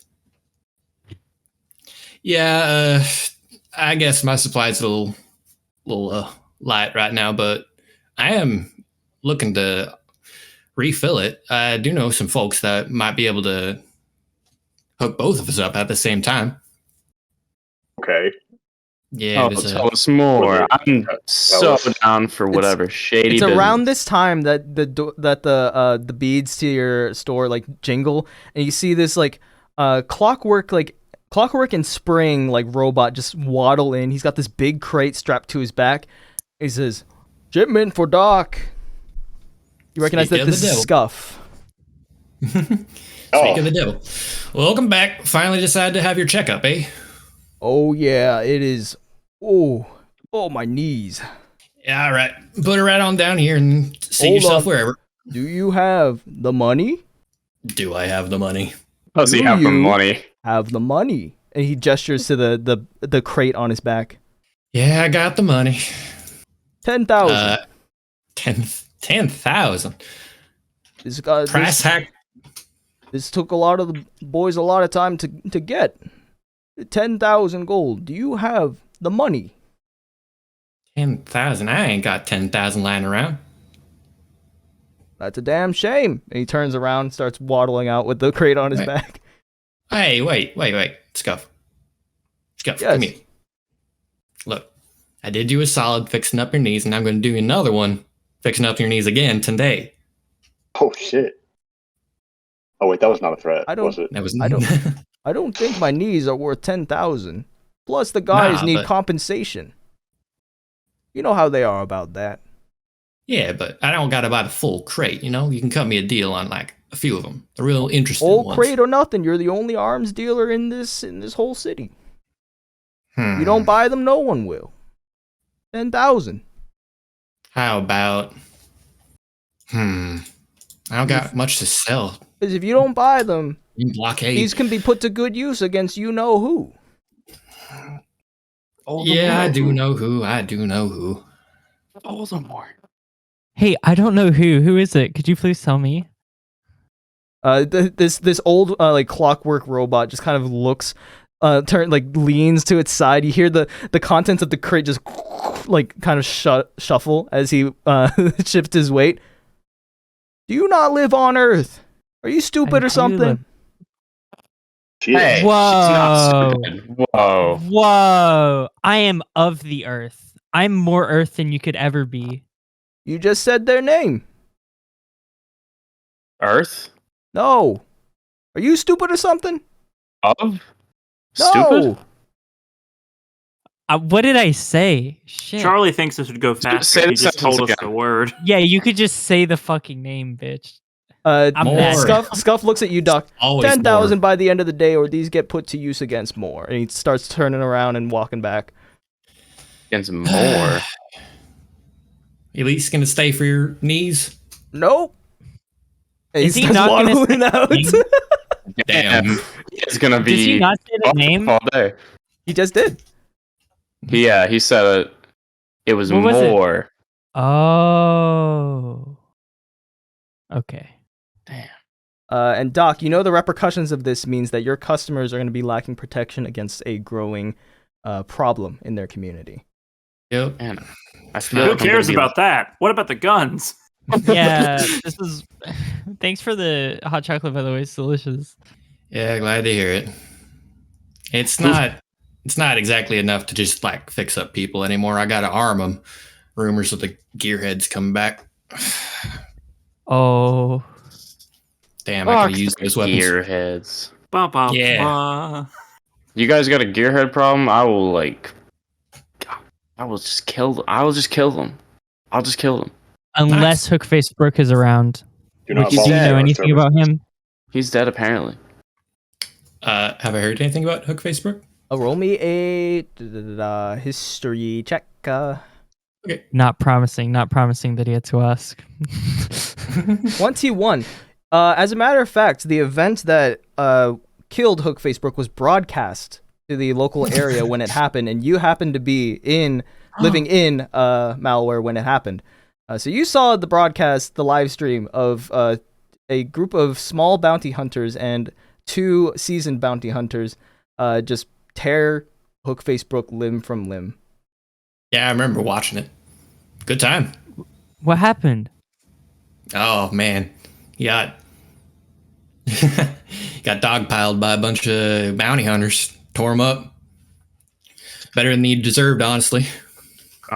One scene distinctly stuck in your mind was the senior bounty hunter who was behind the camera at the time yelling out, "Is like, yeah, fuck him up, cut his dick off." Iconic, really. I watch it every Sunday. People sound cool. Twist his dick. Twist the stick. Grab his stick and twist it. Iconic Sunday dick dick twisting. Actually, on a 21, you remember the names of the bounty hunters. You remember it was Helios plus Junior, which was the kids that came along, and then It's like Disney Plus kids. Is Helios plus Junior was the organization that was like tutoring these small kids to be bounty hunters, and then it was Cinco, who was one of the legendary heroes to save the galaxy many years prior, and a small robot named Bin. Bin. Nice. Whose name is Ben? That's what a I've been stupid saying. name. Dumb fucking name. So I just watched Wags like VTuber like actually rock back. So you guys got sorry, you don't have weapons, and that guy was gonna give you weapons. He had weapons, but you didn't buy them. But he wanted the money, and you were gonna fix his knees, but he didn't want to get his knees fixed. Why didn't he want his knees fixed? That seemed like you were offering that. Really confusing interaction. Can we just buy guns from that guy?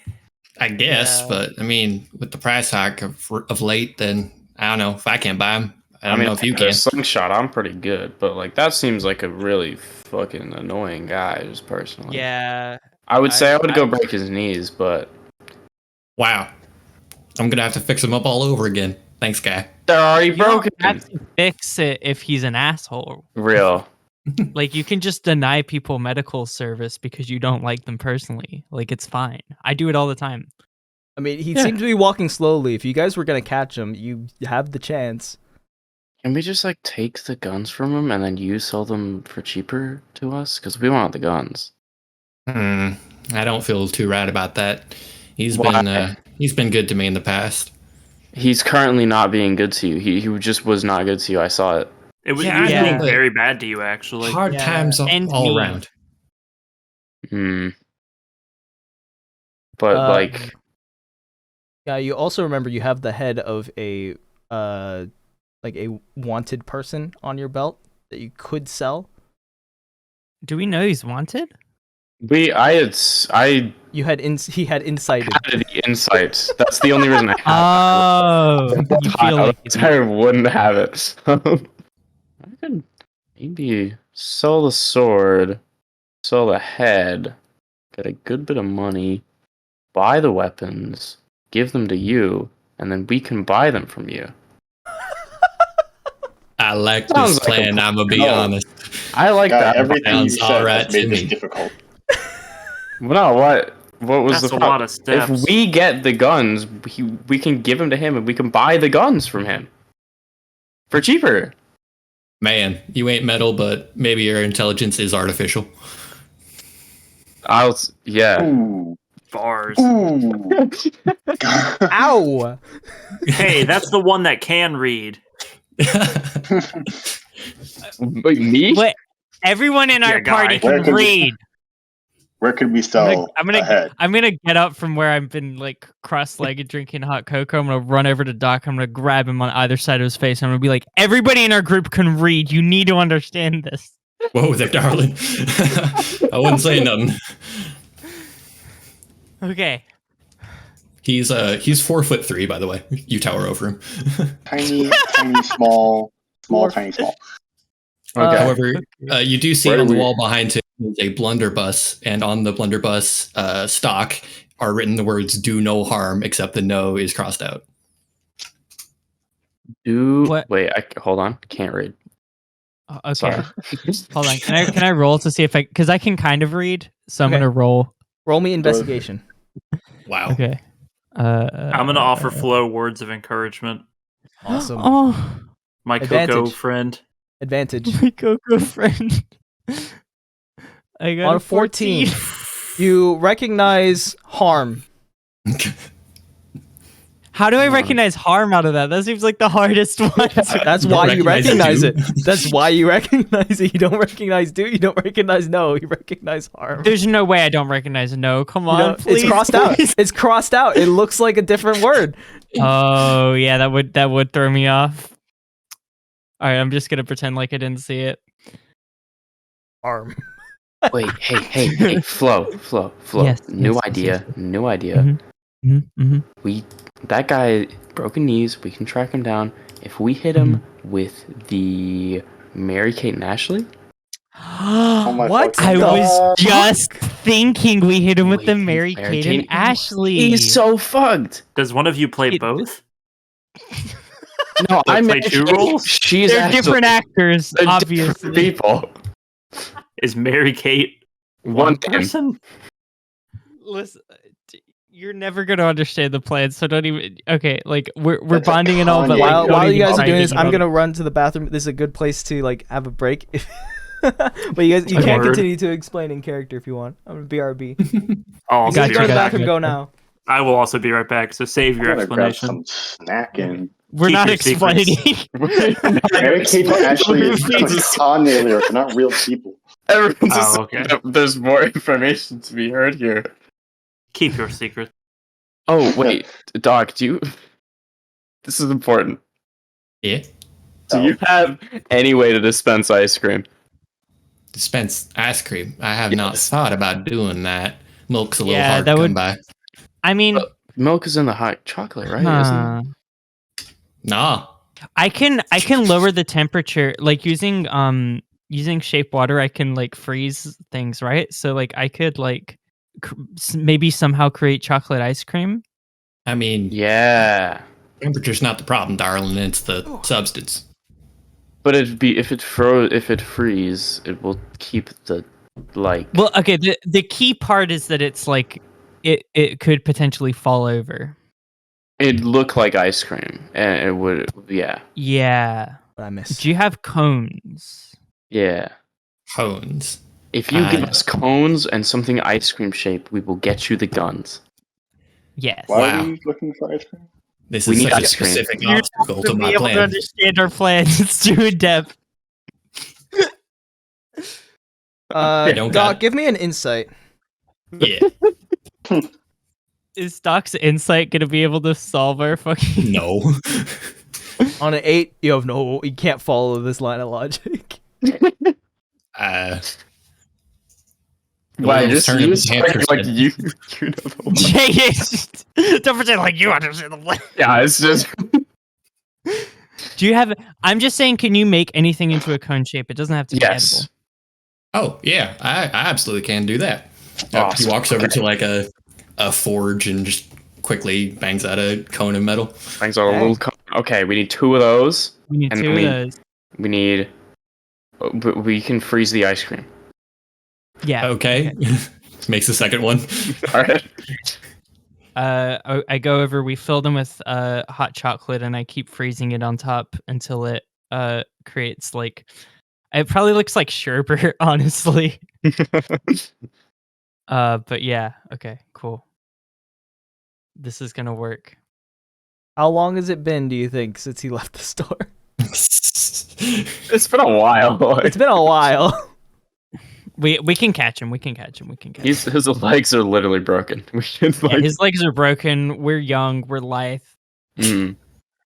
They were talking about selling the body of somebody and a sword as well. Would I know somebody where such bounties can be turned in? Yeah. On Malware? As someone who grew up here, you actually know that there is a singular bounty hunting post, kind of like nearby on this floor of Malware, bottom floor. We should still go there anyway because I checked my. Maybe we can. I bet you that guy also has a bounty on his head. Fucking Probably. asshole. Yeah, what a dick.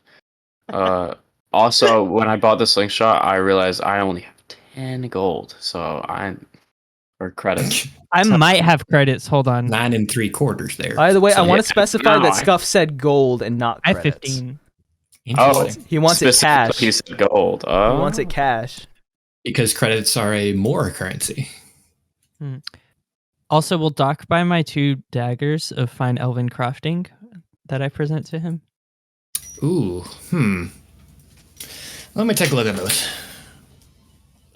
Would this be Arcana? Yeah, give me Arcana.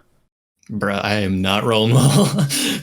You can tell that these are elven make, but you can't tell if they were made in a factory or made by hand, just very sloppily. You mean they're low quality? We've been calling them fine crafts the whole time. I never called them fine knives. I just called them identical. I remember somebody telling me that they were fine elven craft. You told yourself that. I said that they were identical daggers. I'm gonna find the fucking clip, dude. So it reveals that there were 2 potions of healing in her jacket. She had 3 identical daggers. Very polished elven make. I'll start calling out to Guy, Charlie, and Rell. I'll be like, okay, so we got a longbow, pistol, we got 3 knives of quite fine elven make, if I do say so myself. Anything sound interesting to you all? Leaving. Charlie misses Charlie's parents. I just called them identical daggers. You said, okay, Elvin did not come from me. Elven was real. I said that they were identical elven daggers or identical daggers of elven make. I never said fine. Yeah, okay, elven make. I just assumed that means fine. Okay, racist. I've played Skyrim. I thought they were made nice. Have you heard of the High Elves? Oh, fuck you. Yeah, they were certainly high when they made these. Wag said that they're fine elven make, you know. They're okay. Well-made elven make. Does Doc buy my fucking stupid ass daggers? Yeah, I don't know about that. Don't have much use for them. Not good. I throw them on the ground in a fit of rage. No. Oh, there. I don't need them. All right, let's go destroy this guy. I think everyone's back. Yeah, are we Okay. Or we good to go? Yeah. So when you leave the store, you look out and it's been a while since he left the store, and even though he's got bad knees, like I said, the walkways and paths of this city are nonsensical to outsiders and most organics. So you look around, and he's nowhere to be seen.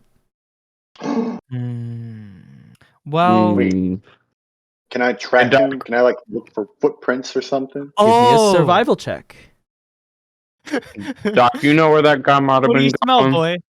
I might, but I'm not going to help you hunt down my friend. On We're a not 15, Why is he your friend? Come on. on a 15, you're able to make out a few oily footprints, but they get quickly covered up by a bunch of other oily footprints. And you can follow it to maybe 20 feet out, shit. and then you lost track. Sam's level 4. I also lost track. Charlie, same goes for you. Damn it. Do But I we know if there's up. anything? But upon in the seeing the general- direction, Doc, you know exactly where he's going. Yeah. Yep. I think he went this way.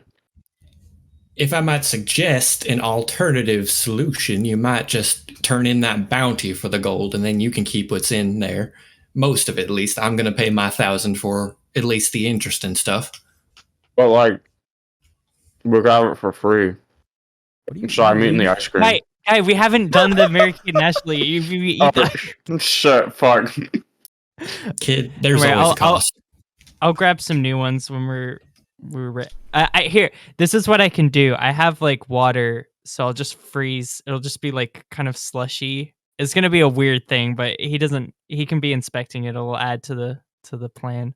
Mm-hmm. Before you leave the shop, Doc, you know that usually when you leave, you lock the back door, or the door to the back room because someone is residing in there.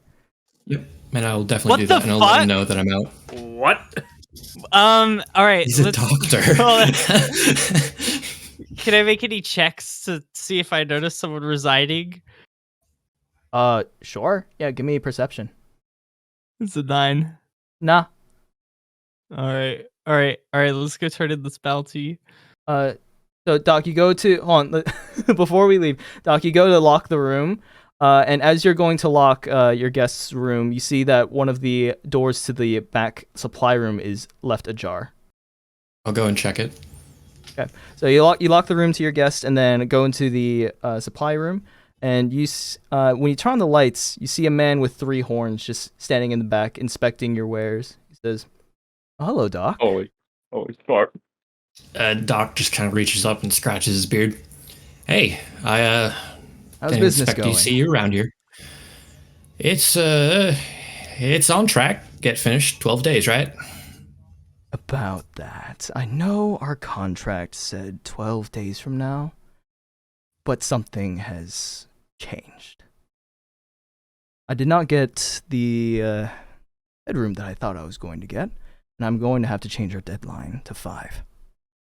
5 days. 5 days. Well, if you are changing the terms of our deal, then I must request that I change them in response. If I deliver it to you in 5 days, then added bounty of 10,000 gold. How about that? Just 10,000? Yeah, I'm not greedy. He walks up to you and like he towers over you. He is about like 7 feet tall. Horns on top of that, making him almost like 7.5. And he looks at you. What wonderful minds mortals have. You'll have your 10,000 gold. Do I have your assurance that the drive will have no heat on it when it is delivered? Nobody's going to come looking for it. I can guarantee you invisibility to the prying eyes of those that would stop you. Excellent. By the way, tell Guy I'm looking for him. Who's Guy? He gestures like behind you out the door. One of the siblings over there. Oh. Guy Harlow. Tell him I would like to meet him. And that he'll be seeing from me soon. Sounds good. Pleasure doing business with you. Of course. Business as always. He walks, like, disappear? He walks to the back of the room and just kind of like continues inspecting your wares. That's all he does. Hey, dog. You done in there? Yeah, 1 sec. You know you could just like talk to him yourself, right? Business. You turn your head to like talk to Guy, breaking eye contact. You turn around, he's not there anymore. God. I took a bite out of the cone. Excellent. What? That was hardened steel. I'm very hot. I need my iron, dude. Gotta get your iron. I'll close up the supply closet and then I'll check on Xavier, see if he's awake. Same. You check on Xavier and he's sitting up in the bed, and like all the wires that are connected to him, he's just kind of like running them through his fingers. He looks kind of like wistful, and he sees you enter. Hey. Doc kind of like scratch his head a little awkwardly. I'm gonna be heading out for a little bit. Okay. You know where everything is. If you need help, just give me a call. Yep. Thanks. Cool. Stay safe. Yeah. You too. Thanks. Yep. Bye. Bye.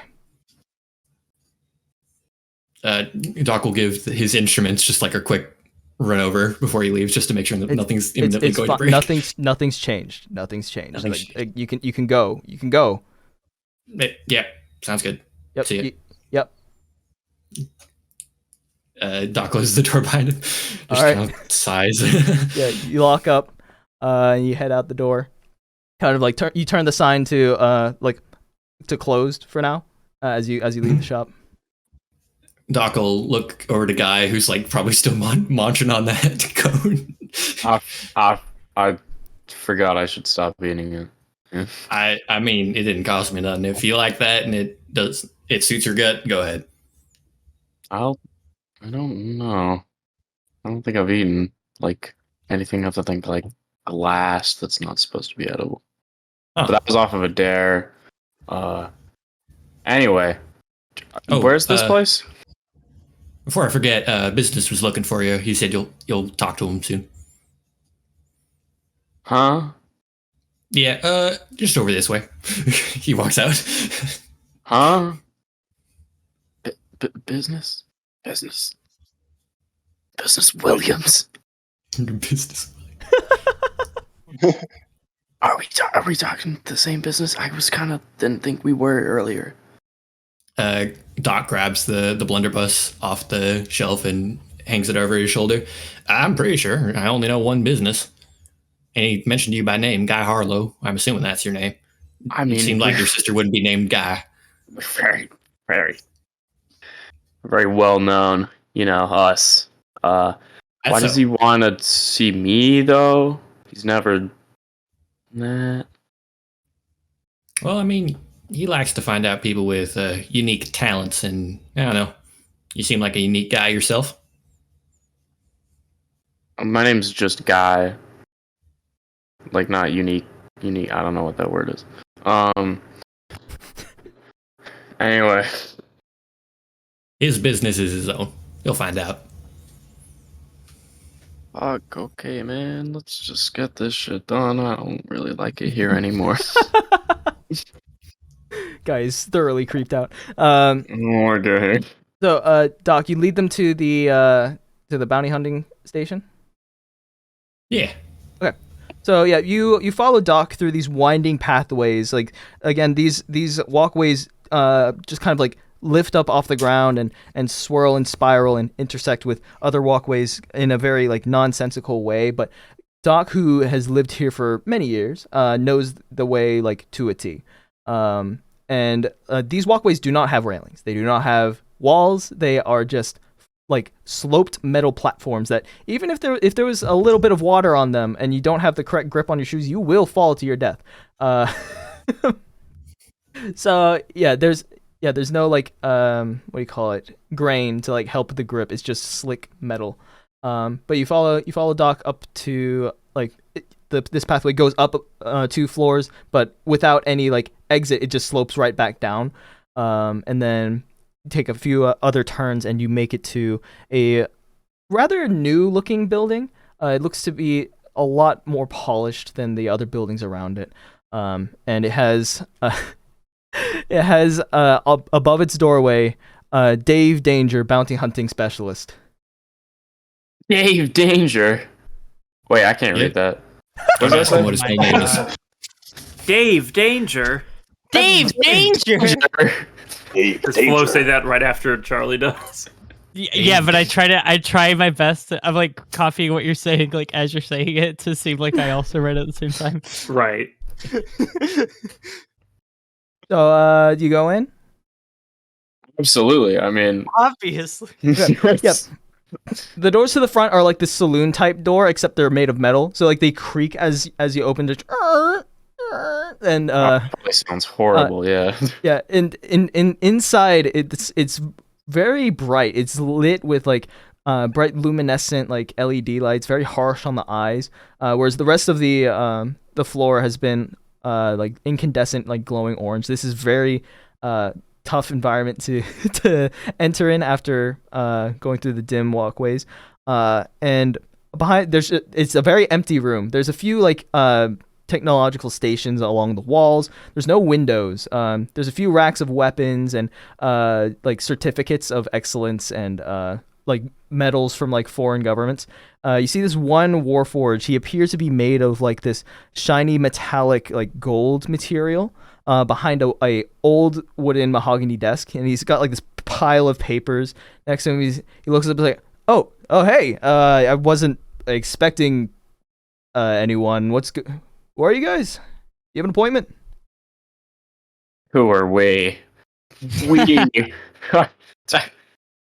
That's a good question. I haven't learned your names yet. Let me introduce you. Flo.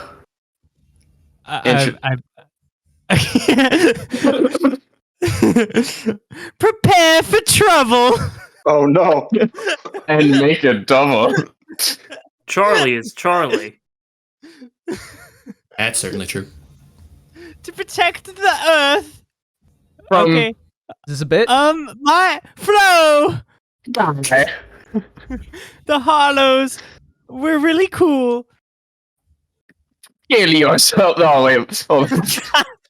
Wrong one. Shit. In Minecraft. We're Flo and Guy Harlow. Yeah. We do everything right and help everyone. this is company. His name's Rell. They don't represent Yeah. me, and I am not company. Yeah, and this is our stooge, Charlie. That is our Charlie's stooge. not a stooge. Exactly what a stooge would say. And we're also kind of bounty hunters, much like yourself. I can tell from the although routine. we just kind of do it on the side. Yeah, all bounty hunters have a very rehearsed, slick routine. And sorry, and we have just secured a very highly priced criminal. Guy, if you will. I will. And I pull. Go ahead. I know he will. I just ask to be cute.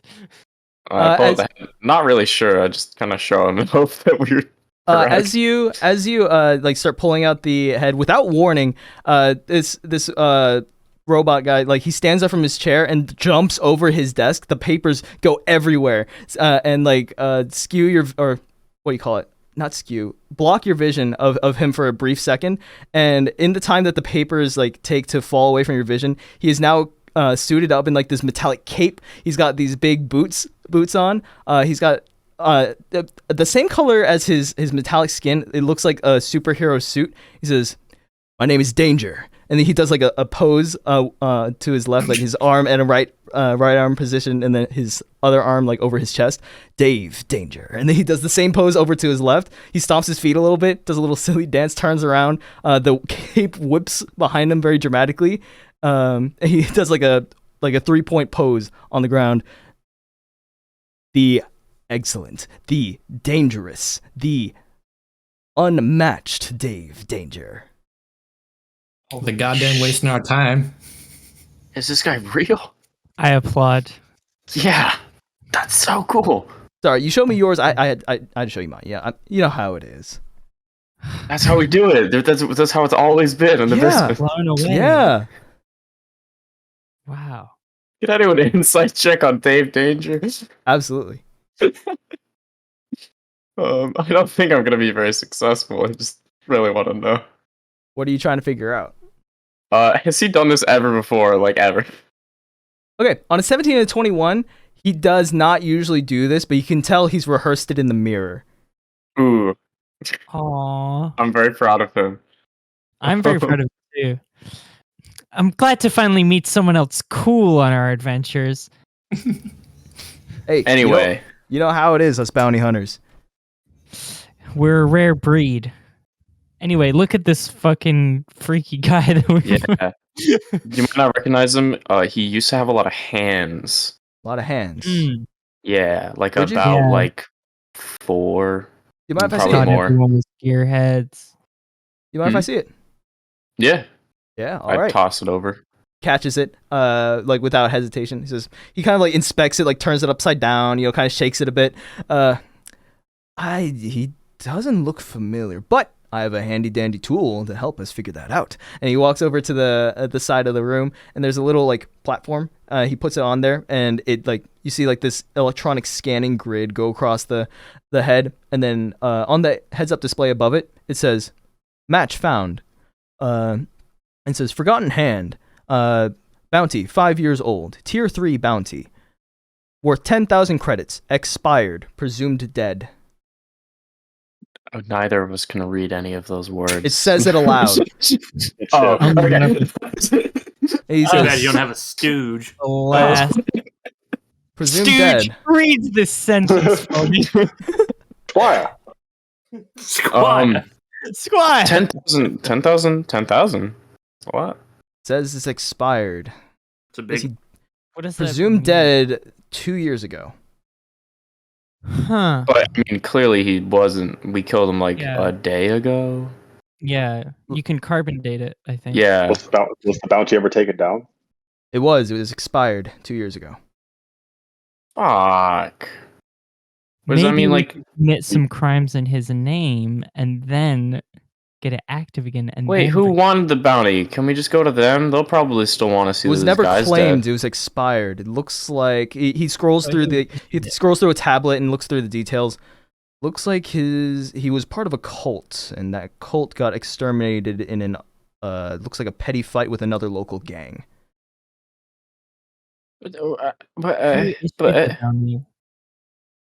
Yeah. I'm sorry, it's expired. There's Who nothing I can do. issued it, though? Is it? It looks like it was issued by. He continues scrolling. Looks like Nexus Intelligence. Okay. Are they in town?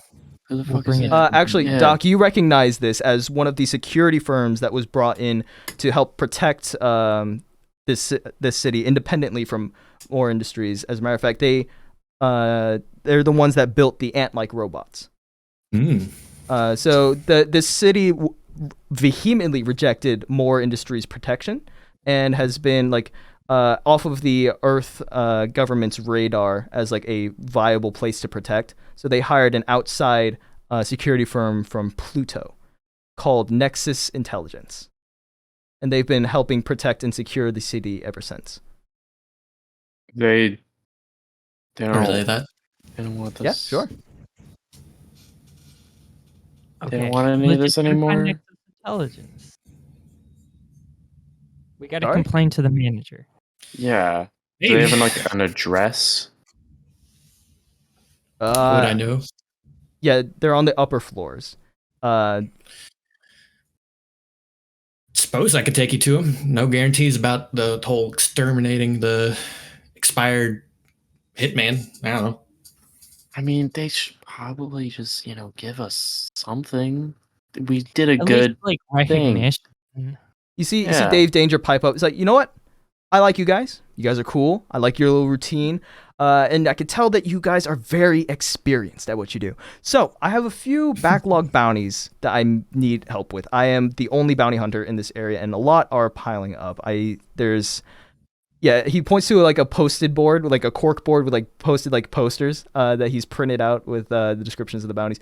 Tell you what, I am in no need for the monetary rewards. So if you help me do one, I'll get you the payment for both yours and the next one that I do. We are really good at violence. Hey, that's what bounty hunters do, dude. Yeah, Ah. Charlie's gonna be a great bounty hunter.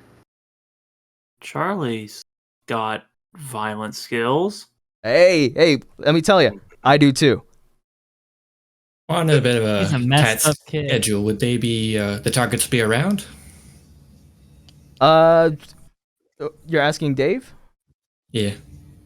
Dave said, well, that's the issue. I don't have a lot of time to investigate some of these, and some of these are, investigative cases.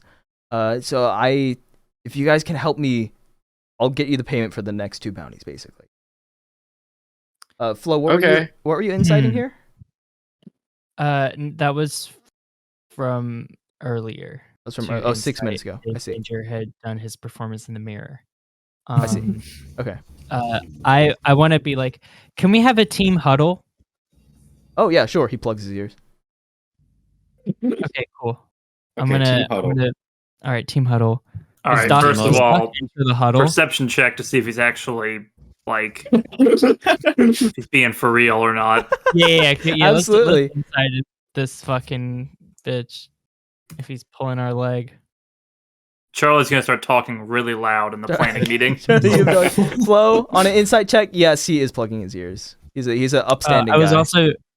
I was trying to insight if he's like if he's trying to pull a fast one on us. No, he's an upstanding guy. Okay, cool. Yeah. Also, does Doc join our huddle? He does not. He just kind of stands to the side, but he doesn't plug his ears. He just kind of looks at you with a tilted head, not sure if he's supposed to join. Good. That's exactly where I want him. All right. All right, guys.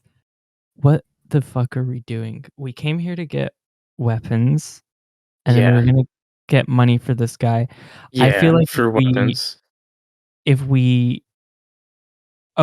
we're getting the money for weapons.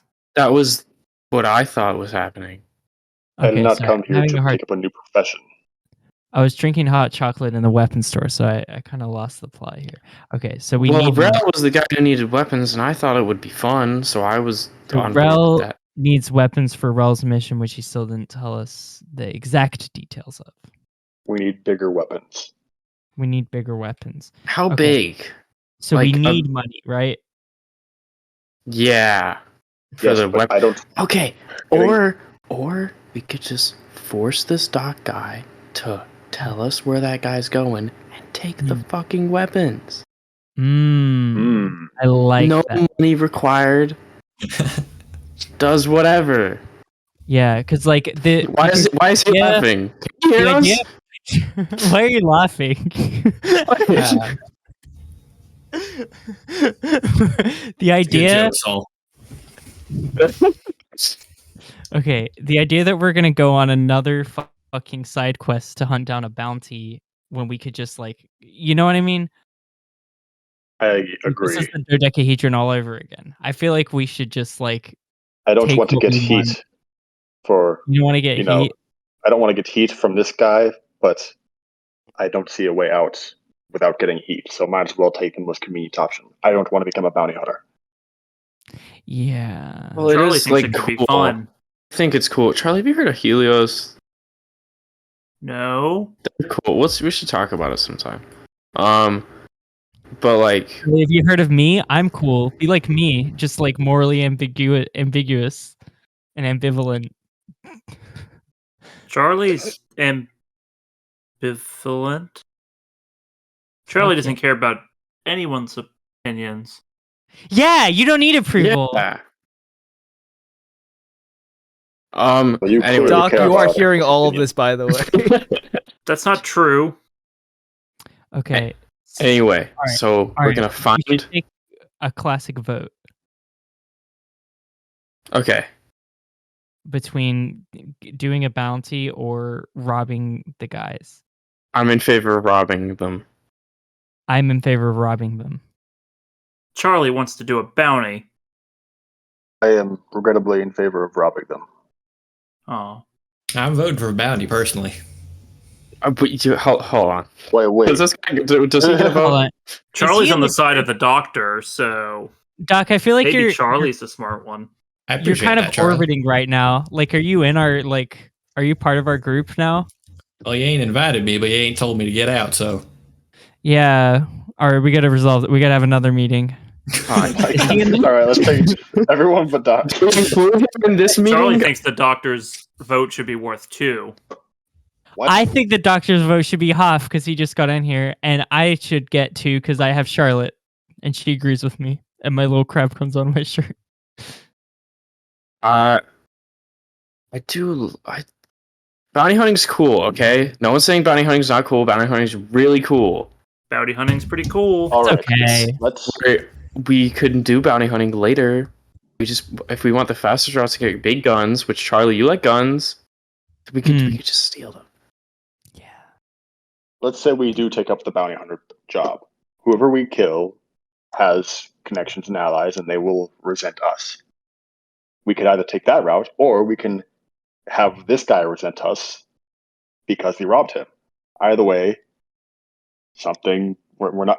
Neither is a good outcome. So, But one outcome makes the whole city not like us, and one just makes a bad guy not like us.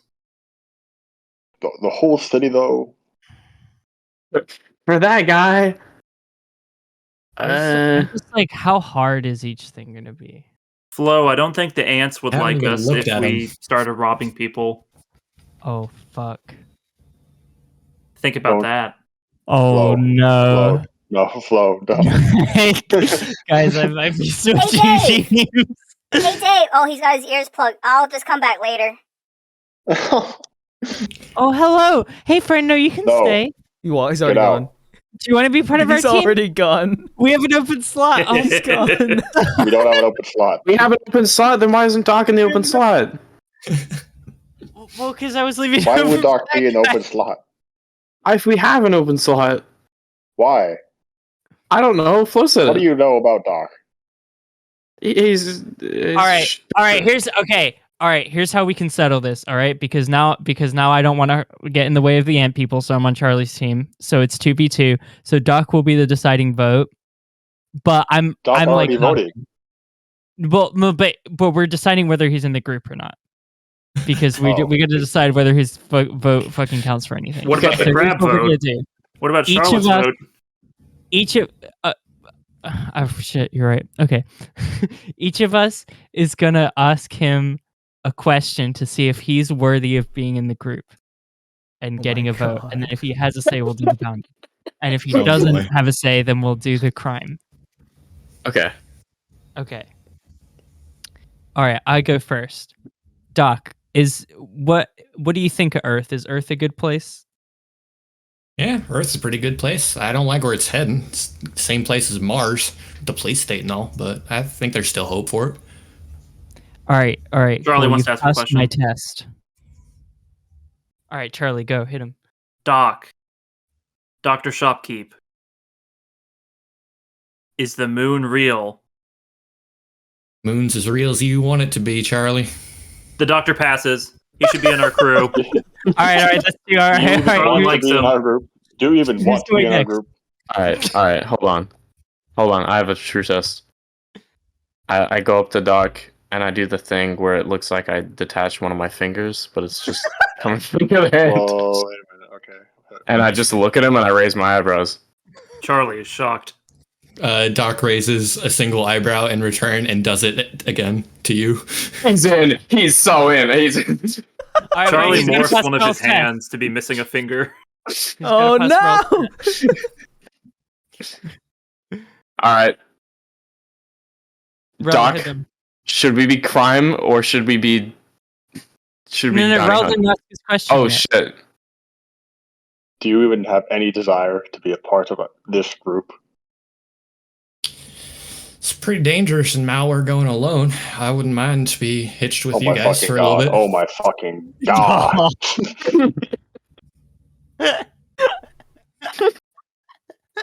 I don't know. Rell is so kind to take on wayward travelers. I cannot believe that an hour ago I decided to keep these people on my team. Rell, you want me to upgrade your gun? I'll upgrade your gun. Don't you have like a shop you have to maintain?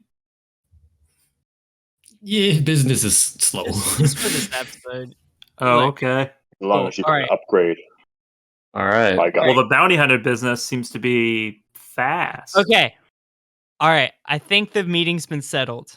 So, Danger Dave. I'll tap him on the shoulder. Danger Dave has actually stopped plugging his ears. He's back at his desk organizing the papers. Oh. Hey, Danger Dave. Yeah. We're ready for our bounty, please. Oh yeah. What's up? Yeah. Sorry, I completely forgot. All right. So he points to the corkboard behind him. I have 3 kind of tasks that I've been not procrastinating, but too busy to do. So I've got 10 missing persons cases, each about 500 credits each. They've all gone missing lately. A bunch of Warforged. Very hard to track down.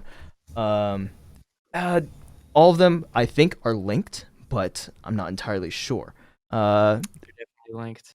Next one is this farmer nearby gave me a notification saying big freaking lizard eating my animals. And he says that if I kill them, it'll be worth 10,000. That is a tier 3 warning though. That is rough. And then this one is Master Blaster the Explosive, wanted alive, posted by Nexus Intelligence. Too dangerous for the ant drones to take care of, unfortunately. And man, I have not had the time to go hunt him down myself. Do I recognize any of the names of the missing Warforged as former patients? As you walk up, every single one of them are former patients of yours. We're taking this one. Whoa, he just got on the team. New member making decisions. Did you see that? He just got on the team and he goes, we're taking this. Whoa. Charlie respects it. Yeah, Rell's too indecisive. The Rell crew is too indecisive. As a matter of fact, the one at the top is the most recent. You actually didn't know about this one. It's a missing Warforged named T0BI, also known as Toby. You actually recently patched up his kid earlier today, TIM1, Timmy. And yeah, so this must have been happening. This must have happened today because you just recently saw both of them earlier today.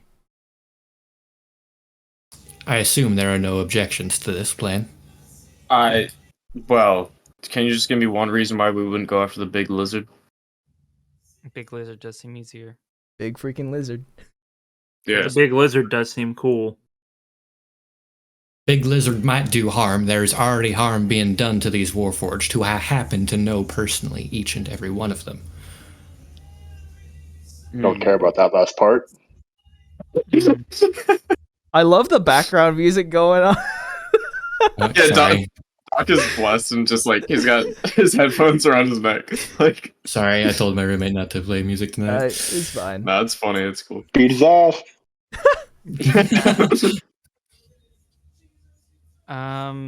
Yeah, it sounds a little sentimental, but Well, okay. the lizard sounds cool. So long as we can get the goods. Is everyone else just picking the lizard because the new member doesn't want to go for the lizard? Is this how it works? Is this why everyone's mean to Charlie? I stared daggers at Charlie. I'm like, how dare you blow my spot? Does this mean people will stop doing that to Charlie now that there's a new member to bully? No. We got to see how things settle before we figure out right now, you need to be struggling to make sure you're not at the bottom of the totem pole. All right. Is anyone else We like should go going up after and the reading lizard. the details of the other bounties? I know Lizard. Voice of God, we said we're doing the lizard. Okay, so you go up and read the details of the big freaking lizard. Is that it's a farmer to the south of Malware, not that far, about 1 click out.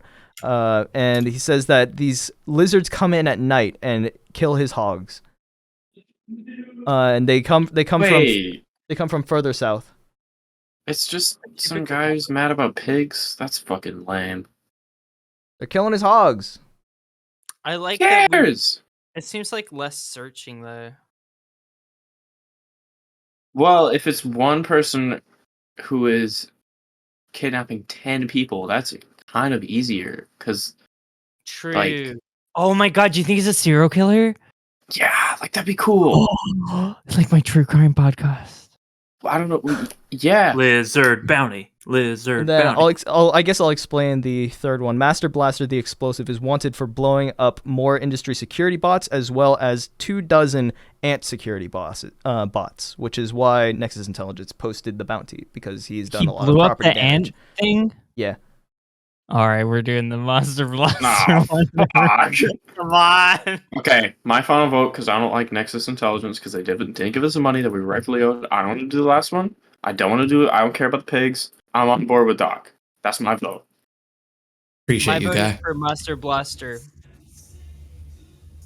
Charlie just wants to be a bounty hunter. And Rell So just you're wants a gun, right? I want to get it over with. Well, then you better shoot fast. Okay, so I guess it's 2 against 1. So what's the votes?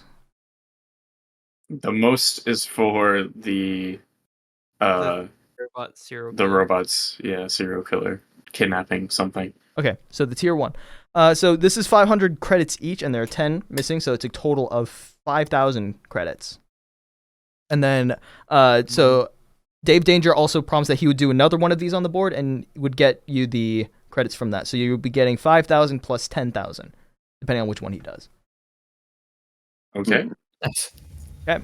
So, I guess you tell him that you're doing the missing people. And he says, "Oh, thank God.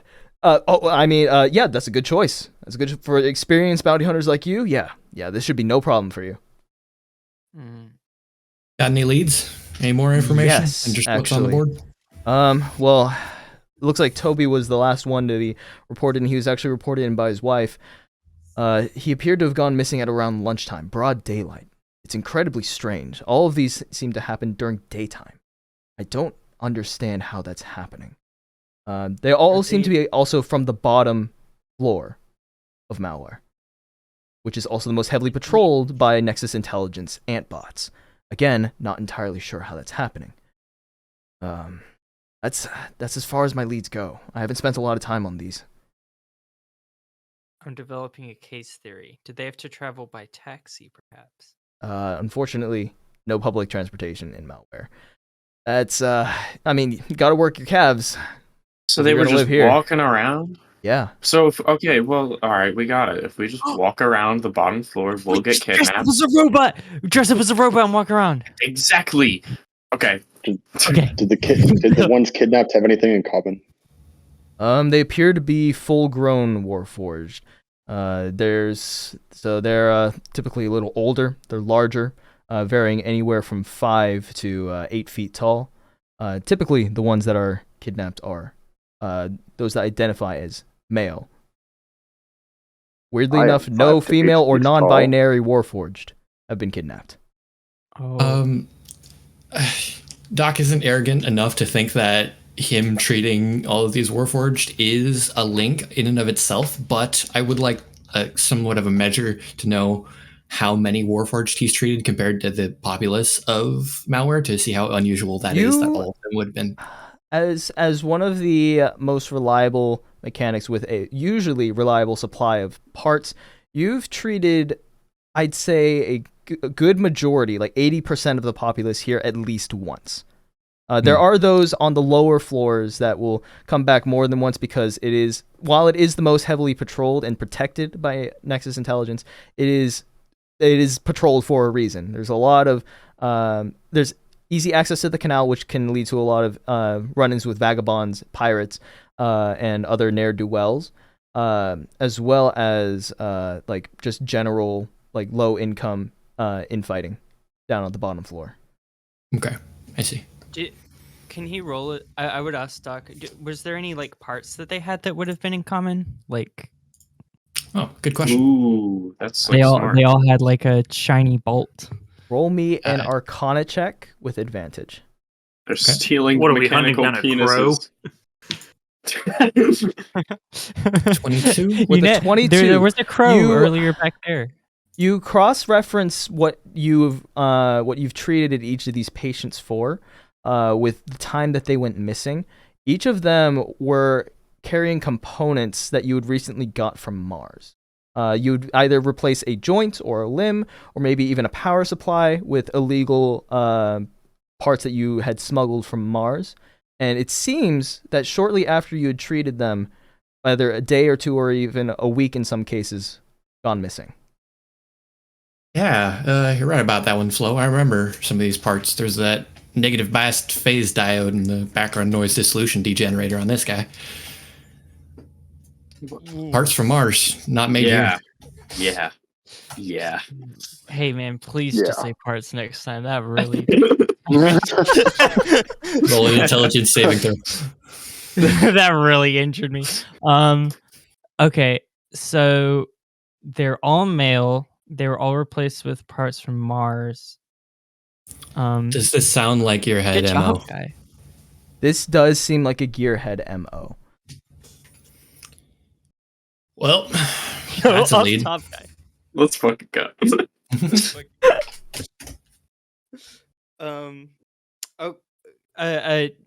you say the Gearhead thing to me? Absolutely. Okay, cool. I'm like, I get scared. Are you guys still in the bounty hunter center there, or we can start moving out now? Are you brainstorming in front of Dave here? I mean, I think up until this point we should probably start getting move on. But like, if Dave is gonna, you see him perk up at the sound of the Gearhead. Says that's impossible. I saw them, like they're gone. Listen, somehow I know the Gearheads returned. I know that we're both experienced in the bounty hunting game, but one thing you got to know: Hookfacebrook could not possibly ever be killed by anybody. I literally saw him get murdered by 10-year-olds. Literally unkillable force of nature. I saw them rip him in half. Like his legs were over there, and his torso was in the water. Like, I don't know how much more thorough you can be, but those kids were thorough. A being of pure cosmic energy that came from hell. What is your fixation on this Hookfacebrook anyway? I already told you he killed my parents. All right, look. Oh yeah. Let's Killed your parents? That seems like something you should really remember, Hey, Rell. he killed your parents? You I'm only so told us like sorry. a day I ago. try not to listen to you. I'm so sorry. Listen, I understand why you're a bounty hunter now. I'm sorry. Sorry this happened to you. Yeah, it really set me on a path for justice. Okay. Yeah, Flo became a bounty hunter years ago because of. Okay. I believe it. Listen. Hey, keep your head up. You got this. Okay. Keep doing what you're doing. Okay. Let's. This was my initial plan, and let me know what you guys think of this. So I was thinking we do a variation of the Penn and Teller, but instead of the pen part, Guy dresses as a robot and walks around, and then somebody goes for him, and then we pounce. Do you have any more Martian parts that you could put on him? I can look like a robot. None I'm willing to spare, but I got parts. We need to have he needs to fit all the demographics of the victims. I'll see what I can do. But that's back at the shop. Or hey, Wag. Or Charlie can. I can change my shape. I mean, ooh. How much can we stretch that? I forgot we had a shape. You can describe. You can change your appearance to be Warforged because, as we've established earlier, you can mimic clothes. So, yes, if you're mimicking the exterior of a metallic creature, I'd say that's still within your wheelhouse. Cool. Charlie needs the doctor to provide a picture. Let's see. Do I have that cantrip? I do like the idea of using Charlie as bait. Charlie's helpful. Yeah, I'm much more fond of that as well. That comment. When I found out the gear that Hookface Brooke might be involved in this, I don't want Guy anywhere near that. I can take him. No one can take him. He's untakeable. Charlie can take him. I think we'll be fine together. I've fought with him before, and y'all seem capable. You fought Hookface Brooke? Nah, just gearheads. Hookface Brooke is different, man. I'm telling you. He died the same. He died of Helios. I think Helios is maybe. Doc, you saw some kids rip his dick off. It was probably just like a similar guy to Hookface Brooke. Probably. Sorry, are we distracting? Or are we waiting for? Doc will project a little image of the victims, and try to point out some similar marks that might indicate Mars or high value tech on them using magical tinkering. Both Doc and Charlie give me Arcana with advantage. Okay. So Doc, this is your explanation. Charlie, this is your ability to understand and mimic. 24. 24. 12. Ouch. Okay, so every other word that Doc says kind of goes over your head, but the images help. In him pointing to the different parts help. You can't tell the exact inner workings that you're supposed to be mimicking, but you can definitely get the exterior. So when you transform, the exterior plates are definitely defined, and you're able to project the image of a Warforged. But upon closer look, those of you that care to bring scrutiny to this disguise, the inner workings appear to be blurred or smoothed over because the kind of details fuzzy in Charlie's mind. But it's pretty passable. Works for me. Wow. I thought they'll be inspecting too close. Robot rock. That is quite the skill there. Was that good? Did everyone like that? Where did Charlie go? Robot. He changes forms, remember, Guy? Charlie's gonna be helpful. Charlie's a good bounty hunter. If anyone tries to grab Charlie, Charlie will disintegrate them. All right. Say some stuff. You got to go down and say some stuff loudly about wow, Doc really fixed me good with that big Martian gear. Yeah. Hope I don't get kidnapped. I love my life. I love my family. Oh, I love identifying mail. I love being a male with a big heart. Gear. Gear. Charlie's gonna like walk around very stiffly, like in a weird like march. Okay. Now, if you want a part that everybody would want, there's the downstream micron wavelength converter condenser for the fourth ventricle. Each of you take psychic damage. Yeah. Charlie's not sure what that meant. I'm kidding. Don't actually take psychic damage. I was about to. Like, Don't actually take psychic damage. It's wearing me down. Okay, so where are you trying to set up this trap? I mean, you said it's like the bottom floors where they've been taken. Yeah, I mean, maybe we could go and. I don't want to ask around. Do we want to ask around? Maybe we should ask around. Like see, like, oh, I was the last person to see this guy, and he was at the Starbucks. Like, I mean, we just gotta walk around the lowest level, right? That's what they said. Charlie's just gonna start strutting around. Okay, Charlie, we gotta go to the lowest level. At the lowest level, I'm saying. I'm heading that way. Okay. Cool. Let's go down, and then the rest of us need to hide in like garbage cans and stuff. Okay. Wait, can we ransack Doc's store to see if there's like Solid Snake cardboard boxes and shit that we can hide under? I definitely got that. I would need quite a large I'd box. say you don't need to ransack it. I think he just has those. Yeah. Okay, cool. So you guys regroup at Doc's store and then find some boxes and set up a elaborate trap where Charlie is going to be walking around nonchalantly with everyone else like kind of like observing very closely for any suspicious activity. Do I have that right? Mm-hmm. Yeah, Okay. I want to lend him my I think it's called the Horn of Valhalla, which is an item that me and Guy have. Oh no, it's not. It's called the Horn of Silent Alarm. I thought so. Okay, yeah, absolutely. Sorry. I thought that might be another item that I saw recently, but yeah, it's like a little conch shell basically that I'm gonna hand to him. Mhm. And I'll be like, if you blow into this, it'll alert Guy. So even if they like catch you and you're in trouble, just all you got to do is get some air going through this thing, and you'll be fine. Charlie's gonna point at Flo and cast message to say, "Can't Charlie just talk to you like through like magic?" And how would you do that? Charlie's saying that in your mind. Wait a second. Hold on. You can just do that? Charlie nods. And then you hear in your head, Charlie's very talented in many different ways. That's for damn sure. Agent does not hear this. Or Doc does not hear this. Sorry. Holding out on me, Charlie. Okay, well, do you still want the conch shell, or I'll just keep it then? Charlie will take it, Charlie says through message. Back up. Yeah, just in case. Okay, Flo's just talking to herself. Mm-hmm. Charlie thinks it's funny that Flo looks crazier than usual now.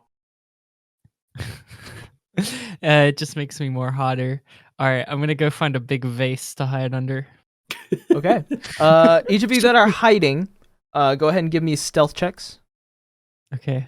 And Charlie, give me a deception check, which you should be good at, I'm pretty sure. Oh, I was gonna try performance. I think with changes, do you get advantage on that? You have actor, right? Deception I'm very good at, so okay, I can cast either. So Did you say advantage? Deception with advantage, stealth normal. Stealth normal, okay. Charlie. Damn, why are you guys all good at hiding? What is this? Because Charlie. Good junk we found in Doc's store. Okay. So Charlie's a robot. Charlie, new parts from Mars. You start focusing on doing parts from Doc. Doing robot stuff, and you look around. Your friends have disappeared. Charlie suspects that Charlie's alone again. Charlie doesn't like to be alone. The bad thoughts start getting louder. Oh Jesus! So on a robot. On a 20 deception check, you are very convincing and very loud and drawing a lot of attention. Those of you that are stealthed, you can now make perception checks with advantage if you rolled higher than 15. So I think that's everyone. Ooh. Yes. So perception checks with advantage. Perception with advantage. Okay. 9 plus 10. It's gonna be a really hot roll. 20. Natural 20. Yo. The DC was 20. Natural 9. Oh! So, is that everyone? Did everyone roll higher than... Okay, no, not Rell. Wait, Rell, you get advantage. On perception? Yes, roll again. Okay. Natural 2, baby. Yeah. Okay. Rell, your eyes The are hunter tired. stalks his prey. EP. Yeah, you're used to looking for biological like stuff. So like moving tree limbs, you know, like the snapping of like twigs and stuff like that. This is a very foreign environment to be hunting something for you. So you're having a little trouble like kind of like focusing in on what you need to be looking for. Everyone else, you managed to like keep an eye on Charlie very well and like look for any suspicious activity. Charlie, I will say on a 20 deception, that you look so convincing that a small child Warforged walks up to you. Why are you wearing Daddy's face? Fucking Christ, dude, no! John? Doc, you recognize Hello. this to be Timmy, the one that you just saw earlier today. You recently replaced this kid's knees because he scraped them on the playground. Aww. You know that this child is actually 16 years old, but looks like 10, because their parents could not afford to get him a new body when he turned 16. Just gonna throw this out there. Do I perceive this Warforged to have a very clear on or off switch? Wow. Give me a Arcana. Yes, it is a child. Has an off switch on the back. Oh, that's Daddy?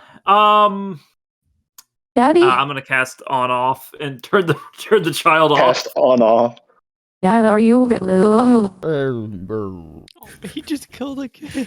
That's Okay. a shame. Would I know that this is dangerous for the child, or is the child okay? I'll turn them back on later. Give me Arcana, Doc. Okay. Charlie's gonna comically like take a big sideways step On away a from 20, you know this does harm their memory banks a little bit, turning them off mid, like, just mid anything. Usually you would turn them off at around bedtime. Better. But you know, with a 19 Arcana check, I'm just gonna say that Charlie doesn't want them to remember seeing their dead parent. yes, And So so, they would have- Charlie's like, this is the best move. they would have short-term memory loss, so they would not remember this. Charlie's gonna like inch away and, you know, This kid have is an now awkward whistle. This kid is like standing like he didn't when he powered down, he didn't like bend over and like slump over. He just froze like mid position, whatever he was in, and is just standing in the middle of the walkway here. They're Could just I tired. That's Unseen not my servant him son. away into my Robot. Yes, you can. Go ahead and cast that. How fast can this Okay, unseen cool. servant move? 60. Well, no. Oh, My bad. So no, that's just the range at which I can cast it. okay. You can cast it 60 feet away. It can start 60 feet away. It can move 15 feet per turn. And if it's dragging, that's cut in half, so it can only move 7 per turn. So it's 7 feet per 6 seconds, 1 foot per second, roughly. The unseen servant just starts to drag this child, like inch it away toward the vase. Can I try and make it look like the kid's walking? Sure. Roll me a deception It's being check. moved by an invisible force. Yeah. Roll me a deception check. Deception? Yeah, deception. Okay. Oh, this needs to work, man. 16. 16? Yeah, it looks like Pinocchio, honestly. So pretty convincing for a robot child. Okay. Yeah, just hopefully nobody like pays attention. Those of you that did roll 20 or higher on that perception check, do notice some like movement in the streets, but it's not where you expected. You were kind of expecting like movement in like the shadows of like alleyways or something, or maybe even like some weird looks of people like just walking in circles in the street. You notice a sewer grate. You don't notice it open, but you notice it plop back down into place. The rats. I've seen Teenage Mutant Ninja Turtles. I know what's coming. That child's not mine. I'm a robot. And I have nice shiny parts from Doc's Mercantile and Guns Supply. All right. This town is strange. Okay. So I think we're gonna wait a little bit longer. Okay. Robot. So as you're moving this child back to the vase, and Charlie, as you're kind of like continuing to do your robot charade, as soon as like the small child, actually both the small child and Charlie step next to a sewer grate at around the same time, and very, very quickly, the sewer grate pops up. You see people covered in like just junk and trash just reach out, jump up, grab the child and Charlie, and attempt to drag them into the sewers here. I need you, Charlie, to make a strength save. And Flo, make a strength save from the unseen servant. Yeah, I think it has like stats that Yes. I can... Well, you guys see Can I this. cast shield as a reaction? It does not help on saving throws, unfortunately. No, it does not. If you were being attacked, it would help, but this is a saving throw. Well, that's... It has a strength of 2. That's lame. Wait, Give me a strength So I'm just save. making a strength save. Okay, Oh my so god. Oh Would no. be what, a -4? Yes, it would. this is the nat 20, everybody. Watch me. Watching.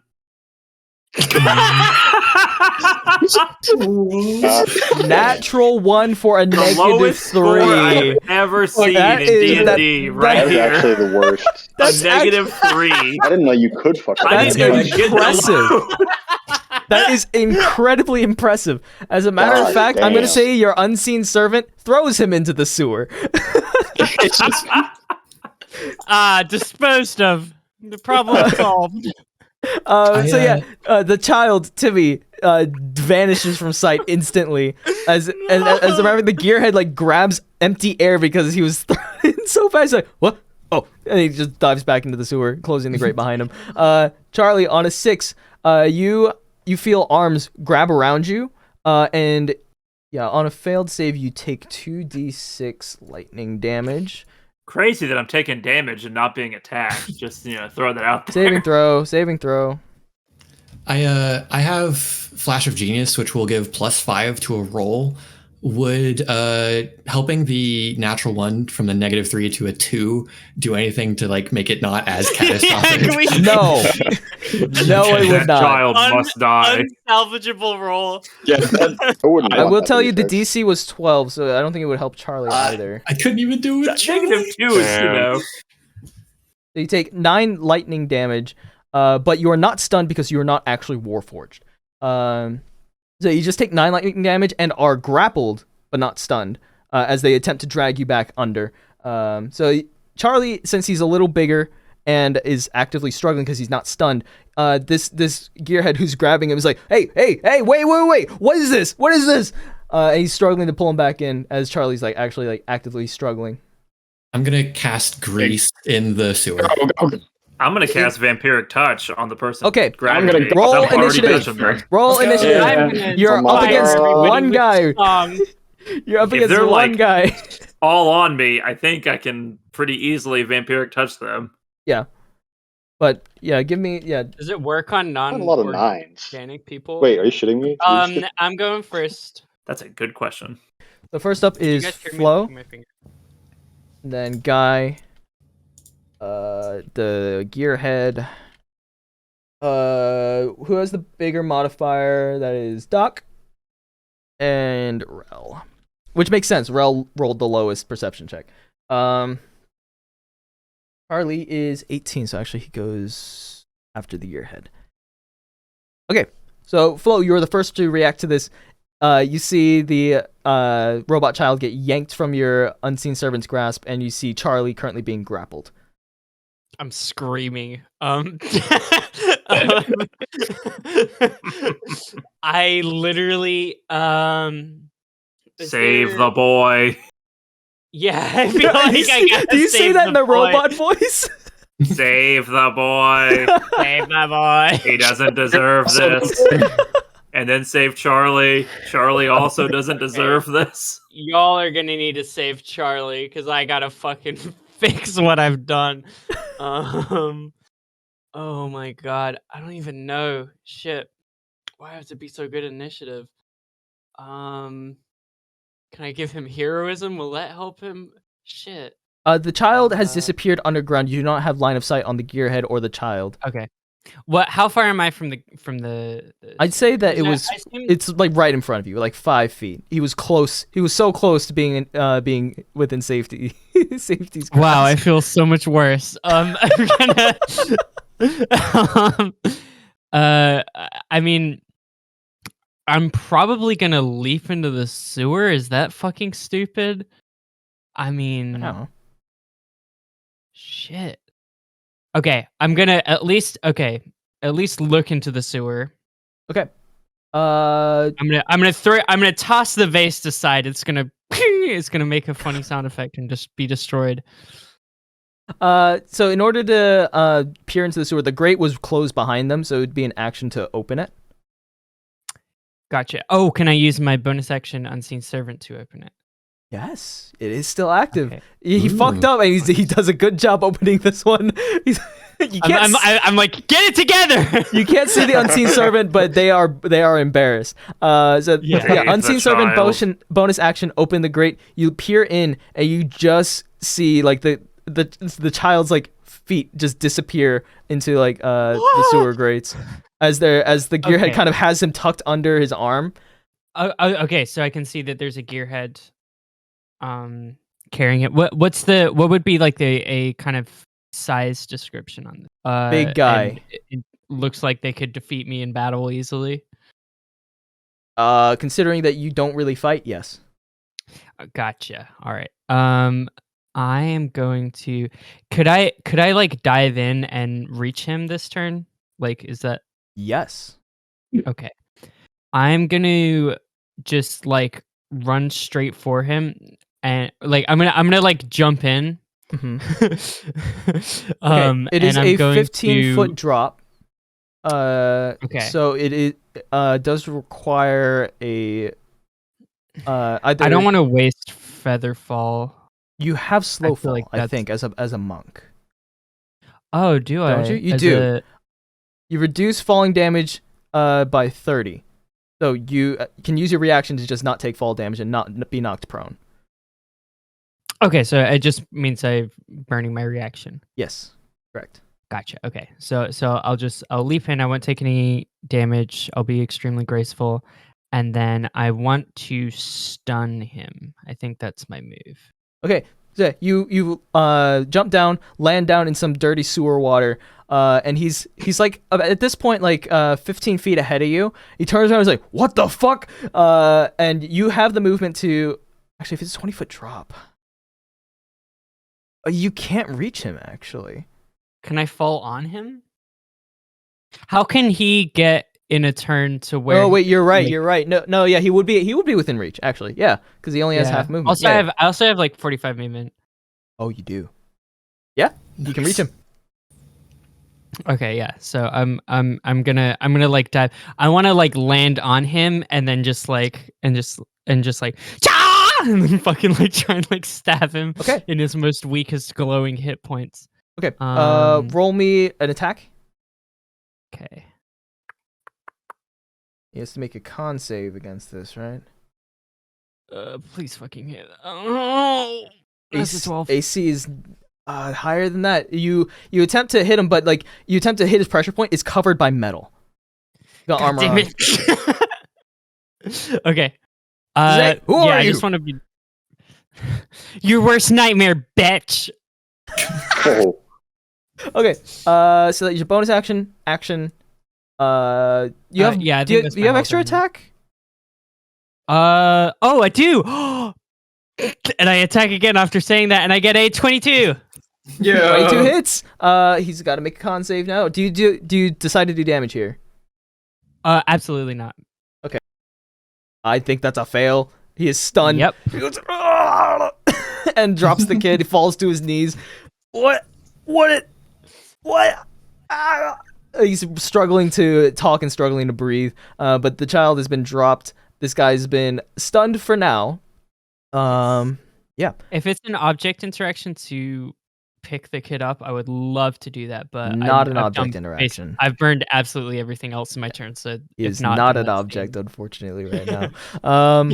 It's turned off.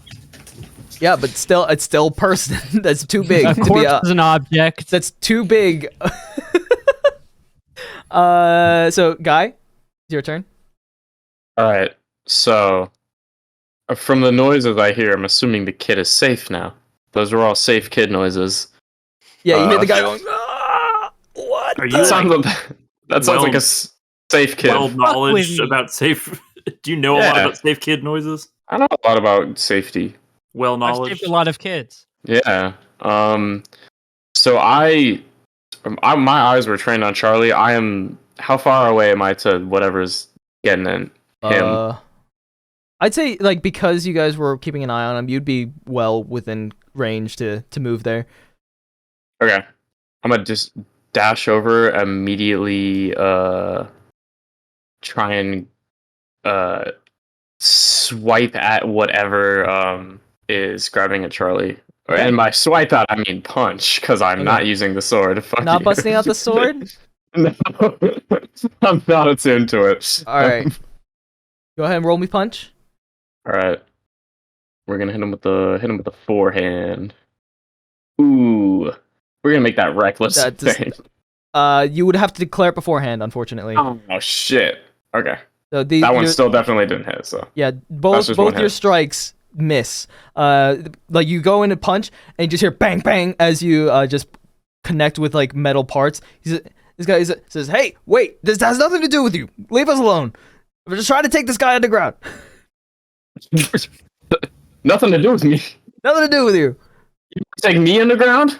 You're not a Roby. I don't need you. Underground. Well, no, I want to come underground. No, I'm coming underground. Oh, you want to join? Wait, you want to join us? Underground. Yeah, I'm coming underground right now. Give me a deception check. Give him a deception check? Yeah. I'm currently going underground. Oh. I'm opening the grate. You are gonna have to shove past him, which you've already used your action to shove. Sure. Okay. So unfortunately, he's blocking the grate. All right. You could definitely try to squeeze in with him. But I'm gonna try it. All right. So that is like how you spend your next turn. Yeah, and I'm going to just You get have up a action surge? rage really quick as my bonus action. Probably should have done it before I attacked. You have but action surge? Didn't matter. I do. Am I gonna use it? No. Cool. Okay. So you're raging now. That is I'm just your- gonna be angry that he thinks I wouldn't go underground, so I'm gonna go underground. Very angry. All right. All right. So that is your turn. Next up is the gearheads. The gearhead has you grappled, Charlie, so he can drag you. It's going to cost him double movement to do so, though. So he is actually going to start climbing down the ladder, having you in a chokehold, Charlie, but you are not stunned. You're still just grappled. So he's going to start bringing you down. Guy, you have an opportunity attack as he climbs down. Ooh, I'm recklessing the fuck out of this one. You can't reckless off your turn. Shit. Can't reckless off turn. You have to do it on your turn. You have to declare it, and then it lasts until the start of your next turn. Okay, gotcha. Yeah. All right. Well, hopefully I roll above a 3. Was that 19? Does not hit. You cling on his helmet. Damn, this thing is fucked. All right. So you punch him and just bang, like rings his head. It's like, ow, my ears! What the? Stop! Man, fuck you, man. The other gearhead is going to. He's still stunned because he's stunned until Flo's next turn. All right, so next up is Charlie. Charlie, robot attack! Charlie's gonna vampiric touch the gearhead that Charlie's like grappling with. Absolutely. Yeah, that clears his Nice. AC. Yeah, that kind of clears his AC. It rolled damage. Yeah. Don't grapple with someone who's like corrosive.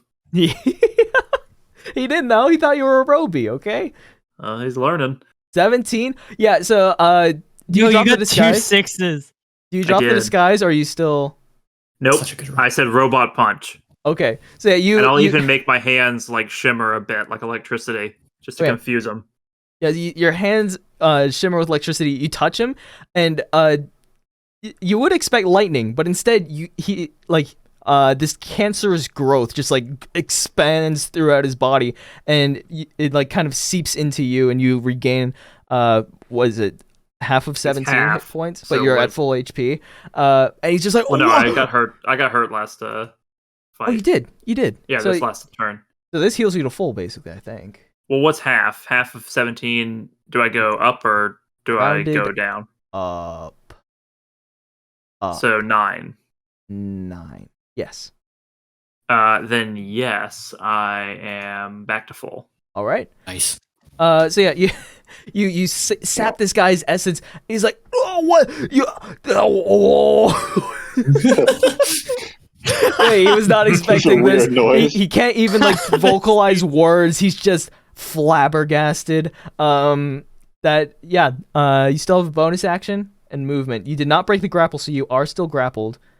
Can I try and break the grapple with a bonus action? Not as a bonus action. Okay. I don't even know what I can do as a bonus action as Charlie. Quicken spell.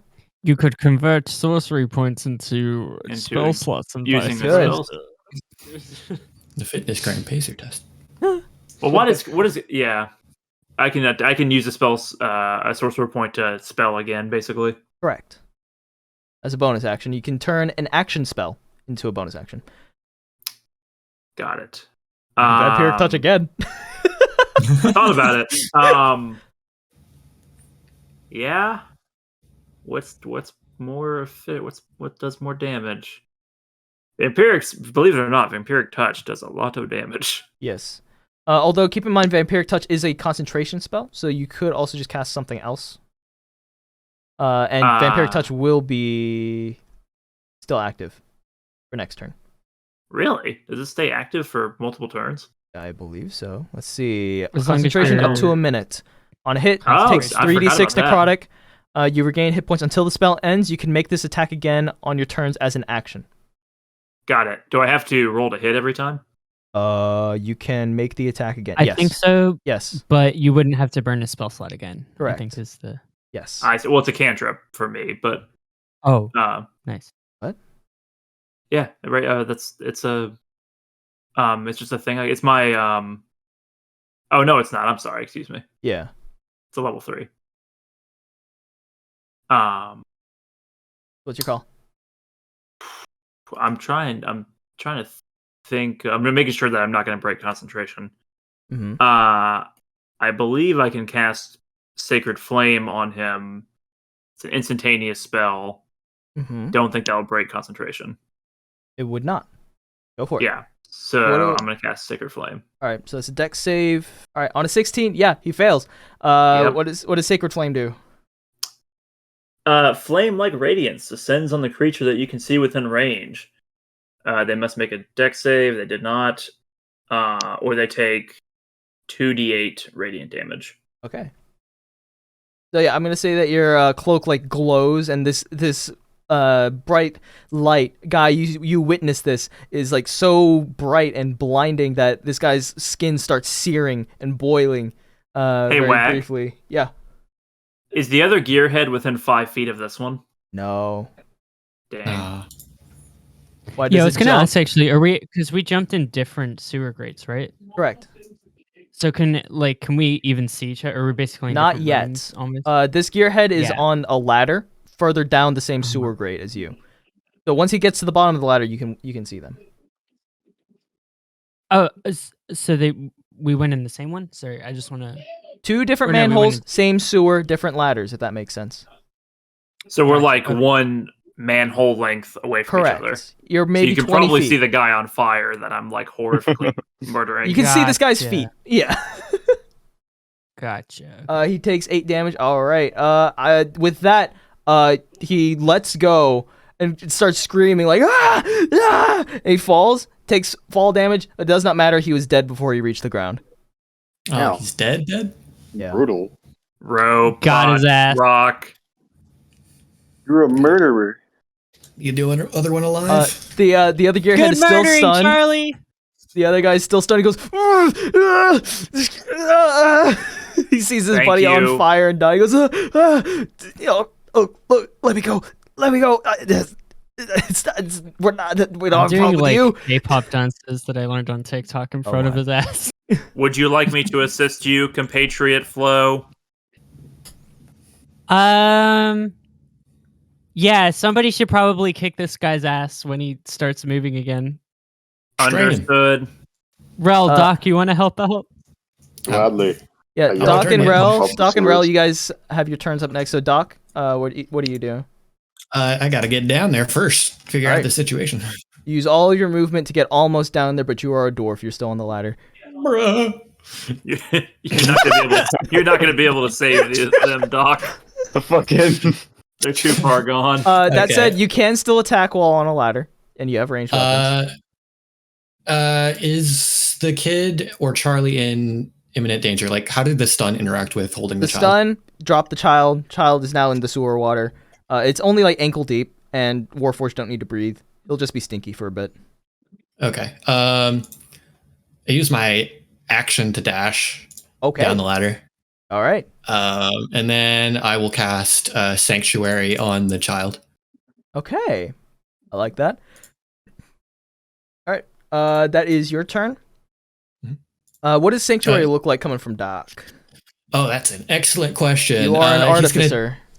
I'm gonna take off my my fingerless gloves, and the V rune on his head is gonna like spiral down with angling tendrils down his arm, down to his hand, with like different runes at errant points throughout the process, and then he's just gonna aim his hand at the kid, and a large rune will just shoot out from it and be imprinted on him. Okay. You kind of see the air around his body shimmer, and then that's about it. He is protected. All right, Rell. I am also going to make my way to the sewer. The one with the dead guy at the bottom, specifically. How much fall damage would I take if I just jumped down? That would be like just 1d6. All right. I'm going to do that. I want to land on the guy though, and like make it messy, you know? Okay. Yeah, roll fall damage. Hell yeah. Per the rules of fall damage. If you land on another creature, they absorb half of the damage and take that damage themselves. So you take only 3. Hell yeah. He takes 3, but is already unconscious and dead. Yeah, you just explode his head. I did it mostly for intimidation. Yep. Tactics.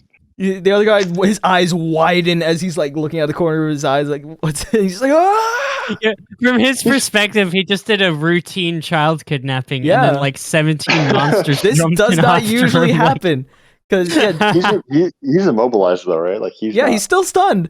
He's still stunned. I mean, is Can you he snipe his restrained ass? in any way? I mean, absolutely. I don't want to kill him though. He's not restrained. Is he down? Can you do like a non-lethal? I can shoot his foot. Like, Robot Charlie does not have a non-lethal setting. DM question: If you do like an attack on someone, can you be like You can declare non-lethal. Yes. Oh, word! I'm gonna shoot him in the foot, non-lethal style. I will say, if you're being careful, I would say that a non-lethal strike would require a +2 to the AC.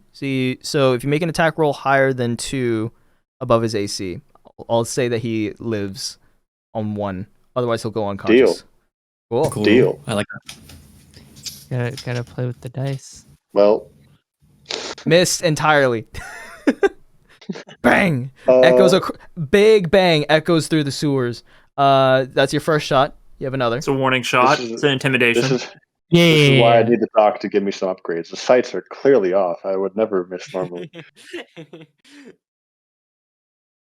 All you need is like a little like 21. Like That's better. His AC is 20. So you roll your damage. We'll see if he survives. He's dead. No, he's fucking dead. Pump everything. 15. Into this. Is that all you're doing? That's all. I don't want to kill him. Awesome. Yeah, on 15, he takes this big shot to the back. It pierces his armor, but does not go all the way through. You see the spurt of blood coming from him. He screams like, ah! Ah! He's still conscious. I'm going to wipe my feet because they're covered in head. All right. Is that your turn? That's it. I'm not doing nothing. Flo, he is stunned until the end of this turn. What do you do? I grab the child and run. Okay. What will it take for me to get out of here? Double movement, 15 feet up, 30 movement to get him to the surface. Okay, 15 feet. Sorry, so repeat 30 that. feet total to get him to the surface. 30 feet total to get him to the surface? Yes. I already have 45 feet. Yep. So you make him to the surface. Oh, but is it like half movement because half movement. I'm carrying him? Yes. Gotcha. Okay. So I don't know if I want to dash or step of the wind yet. But it took your action to pick him up. Oh, really? All right, cool. So I'll step of the wind. Okay. Step of the wind. You now have double movement, so that's 15 plus 45 is 60, so another 30 feet of movement. Where would you like to take him? I destroyed the vase. Fuck. I'd say you're relatively close to Doc's store. Oh, really? Okay.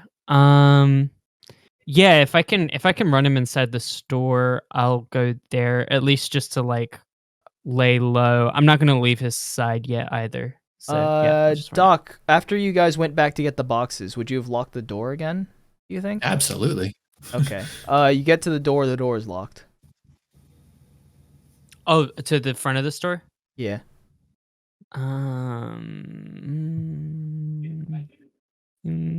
Let's get my thieves tools.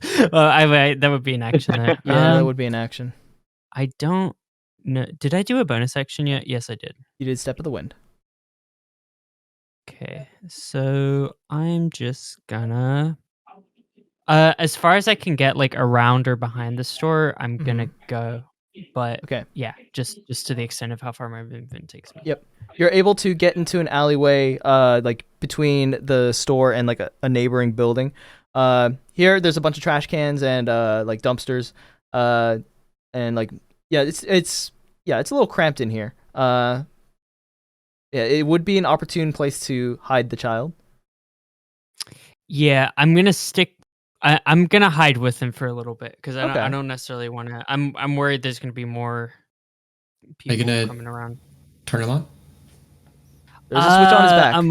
I'm also gonna wait on that because I want to be in a extremely not compromising position whenever I do turn him on. I think is my plan. All right, so that is your turn. Because you can't hide, that's an action. Guy. All right. No one's here to stop me from trying to kill this last guy, but we shouldn't do that. Shouldn't do that, right? I would not. Okay, let's not. So yeah, I'm gonna go down, join up with the rest of the people, and he's like lying on the floor, just like fucked up, right? Yeah, he's bleeding but alive. Okay. He's unstunned now, so he's like starting to attempt to crawl, but it's not his turn. But you know that he is trying to escape. No. I'm just gonna grapple him. Okay. Shove him to the ground. Roll me athletics, contested. I have advantage because I'm raging. And that's a nat 20. Oh my Natural god. 20, huh? All right. Well. Yep. Throat is pinned. So yeah, he's crawling away, and you just like jujitsu like grapple him, and he's just like pinned. He's in the sewer water. He's sputtering a little bit, but he's barely keeping his nose above the water. I'm just like, I want to punch you. I'm gonna approach with my glowing hands. Take us to your leader. What? Why? Why are you guys doing that? You're not Robies. Why are you helping them? You should be with us. Your leader now. Intimidation.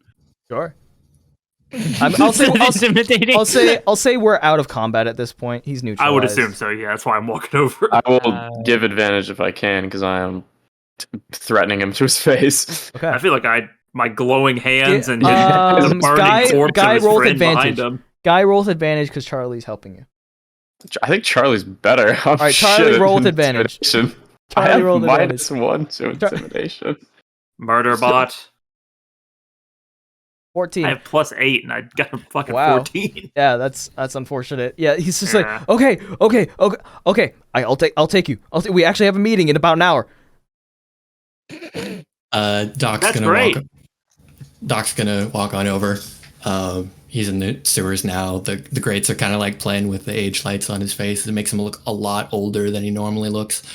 He takes out his side piece, the Hippocratic caliber, and he aims at this guy, but he like hunches down next to him. Let's get acquainted, shall we? Look, please, look, you're not a Roby. Why are you helping them? I'm a just doctor. let me go. My name's Gearmund Havitterwitz, but I get that most people can't say that, so most folk call me Doc. And you can too. I can't say that. See, I'm not the normal type of doctor, which means that I didn't take an oath. And any oaths that I did, I can make the rules for.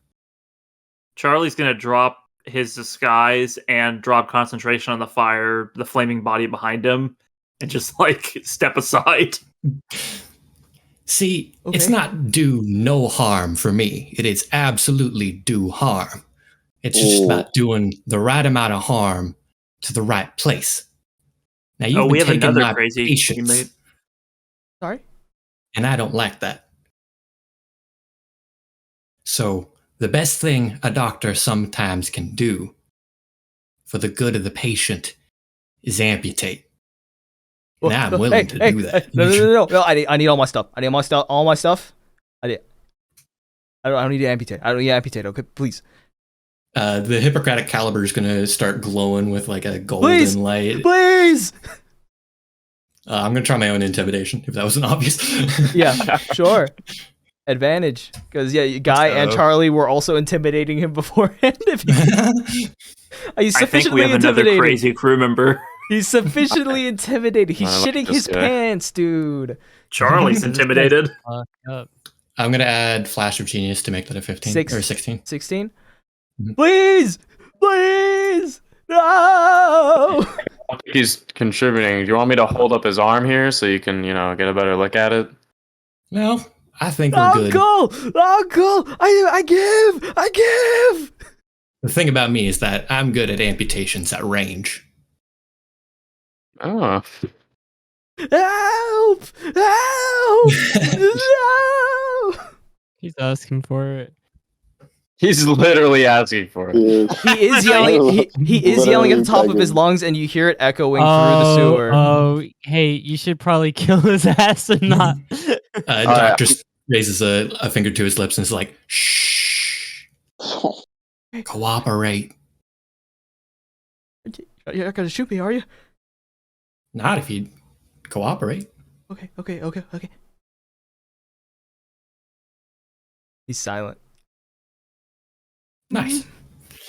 Take us to your leader, like the kid said. I was going to. I was going to. He scared me. Okay. We have a meeting in an hour. We don't got an hour. What? We don't got an hour. Okay. I don't exactly have access to the higher ups. I'm just a guy. I'm just a guy. What's your name, Guy? Because I'm Guy. I don't want there to be confusion. My name's Dude. Fuck you, man. Fuck you. That's good. That's really good. Well, hey, Doc, can I have the keys to your place so I can hide this child? No, but I will unlock it. In the distance, Flo, on the surface, you hear in the distance. Hey, I heard gunshots.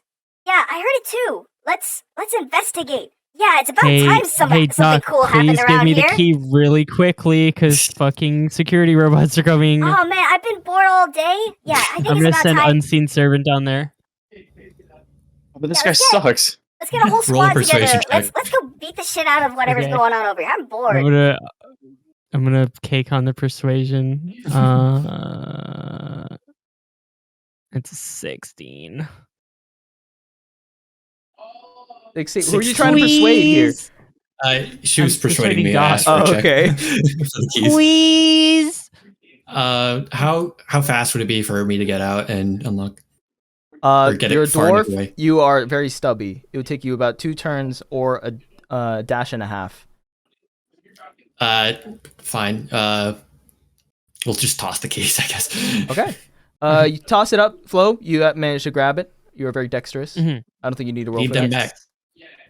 I'm gonna whistle as to draw attention away from myself and unlock the door quickly to hide the kid inside. Okay. So you toss the kid into the store. Just as like the ant drones like start walking down the street. Hey, excuse me, miss. Oh, hello there. Hi, sorry to bother you. We heard gunshots. Did you hear them? No. It's like a squad of like 6 ants, and they're all again really tall, really thin, but have these high pitched voices. Like, man, I could have sworn I heard something. I'm sorry. I think You guys are doing a really good job. No, Thank you. Yeah. Do you guys need like any like help? Like just extra like. Yeah, we need help. We need to figure out where this gunshot came from. Oh, okay, but like just like in day to day, like do you ever feel like you need like a human member of your? We need help finding criminals. Oh. Okay, well, I wish you guys the best of luck. Okay, thank you. Sorry to bother you. No, it's not bothering me at all. You see all 6 of them start to like walk down the street, and you see that their weapons on their arms that are kind of like integrated into their hands. You see that before they had like pincer-like hands. Now that they're armed, their hands have flipped. Now revealing that they have guns for hands. It's like an alternate setting. So all 4 of their arms are actually just guns. They have no pincers anymore, and they're just walking down the streets, kind of like scanning. Me. They're just kind of scanning. Did you close the sewer grate? I would hope that my unseen servant did, because I was specifically trying to, like, yeah. Okay, yeah. I'll say that then, like, you closed that one, and there was the other sewer grate that Rell and Charlie and Guy went into. Did you guys close that? I didn't. I would on the way out. Oh, you're climbing out the other end. That's the far end. Oh, okay. Then I would have come out the closer one. When I went out the exit I came in, and would have closed. Are you guys leaving the sewer?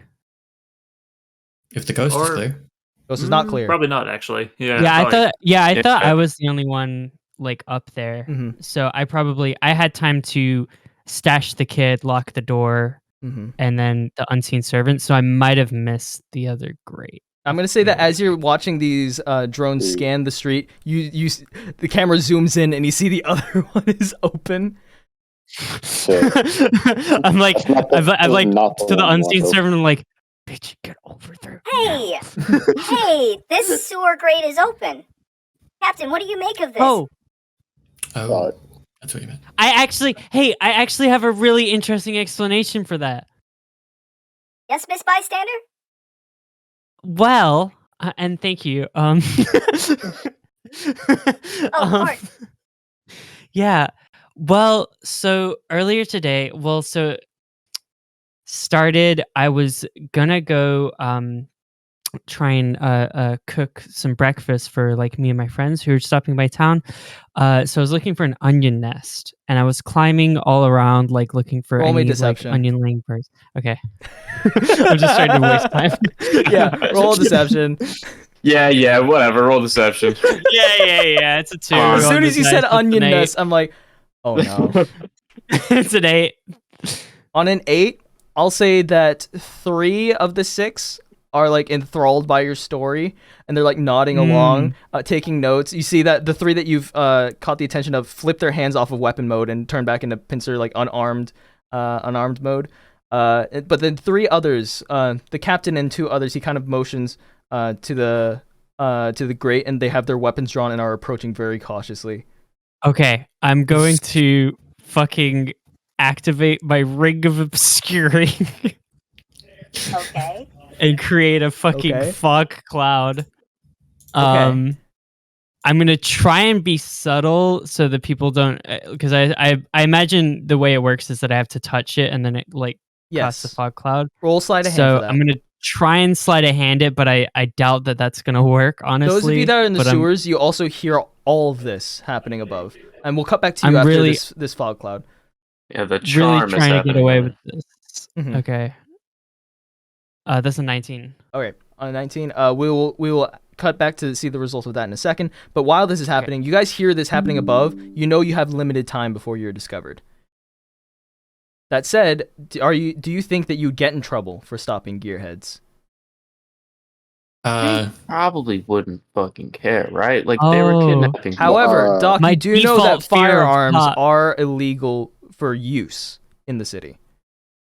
Charlie doesn't have firearms. He just has fire hands. Yeah, I have fire guns. Doc, you know that you can purchase and sell guns in the city, but use in the city is prohibited and is sentenced to by jail time. I'll probably just nod over to Rell. Might want to get that wrapped up again. I'll just tuck it in my shirt. Oh my god. I thought you had a suitcase. What happened to your fucking cool leather suitcase? It's on the ship. It couldn't fit in the sewer. it's on the ship. You couldn't fit in your vase. All right. What about the mangled dead body under the open sewer grate? They're gonna see it if you don't do something. But then the fog cloud is coming, but you don't know that in character. Charlie's not concerned. Okay. I'm not concerned at all. I'm still holding the guy. He's gonna take us to his leader at some point. Doc's gonna check for a pulse, and if there is none, he's gonna just send it downriver. Yeah, just kick it in the stream. You still have the guy that you're intimidating and grappling. Yeah, I'm holding him. Okay. Is his mouth shut? He's still being quiet. Also, as soon as he heard the droids above you guys, he is very, very scared. Okay, word. If he's scared, that's good. Yeah. Right? If he's scared, that's got to be a good sign. All right. So, all right, cutting back to Flo on a DC 19, or sorry, not on a DC 19, on a roll 19. Yeah. You managed to very subtly put your hands behind your back as you're explaining the story, and kind of when you're doing a big gesture, saying that you found an onion this big. This fog cloud very subtly lands on the sewer grate and obscures the vision, and you see the captain and the two other security droids being like, Warning, weapons hot. We got action, boys. And the other three. Hold on, what's the range of my? It's like a. Oh, I'm so sorry. I don't mean to answer. I was figuring I could cover everyone with it. That's my goal. Fog cloud, I think, is only 20 feet radius. 20-foot radius sphere. So it extends downward into the sewer. But it is too far away for you to cover everything. It covers the grate. Me. It does not cover you. Okay. So did you cast it on the grate, or did you cast it on yourself? I think it has to be centered on myself, so I might have actually caused literally nothing to help at all. It has to be centered on yourself? Potentially, just based on the item. Read it aloud. The cloud is centered on you when it first appears. Okay. Would you like to change your decision here then? Well, because I assumed it would cover that. I don't think so though, because would they maybe look at me now that smoke has appeared around everyone? Yeah, except it would be far less hostile. They'd be like, "Hey, miss, are you okay? What happened? Something's happening in some sort of smoke has been created." Oh my! Let us help you. Let's get you out of there.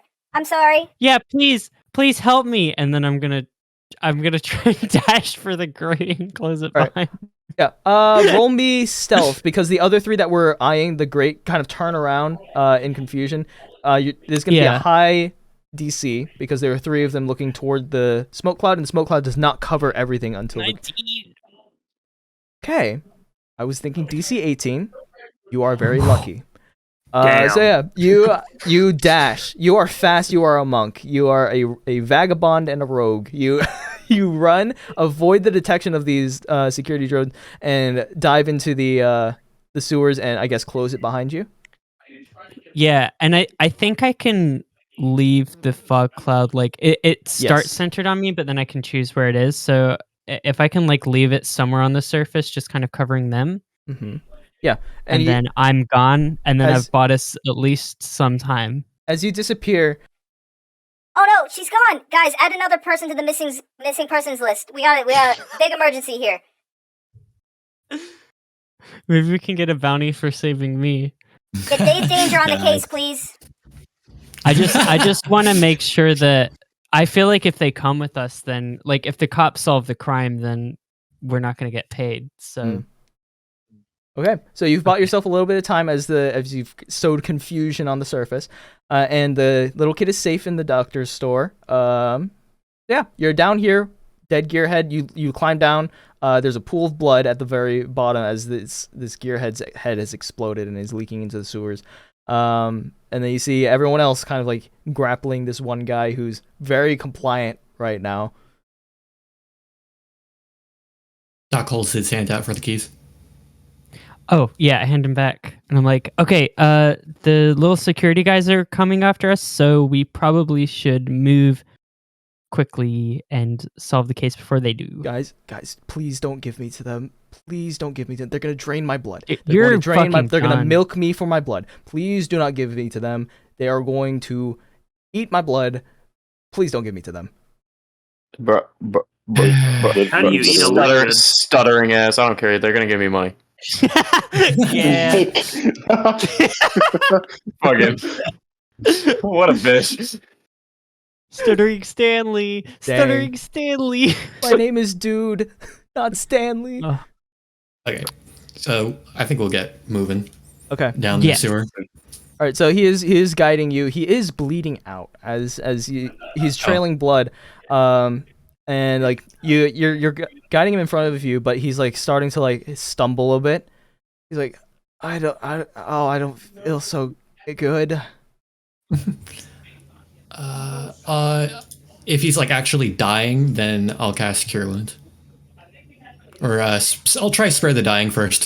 See if that'll. That's what I was thinking. Spare the Dying stabilizes, but does not keep one conscious. Okay. If that doesn't work, then I'll do Cure Wound. Okay. If possible, I'll try and like limit the amount of healing to just closing the wound. Sure. So yeah, just go ahead and knock that spell slot off. And you how do you cast Cure Wounds as an artificer? As an artificer, I think he's got like a bunch of.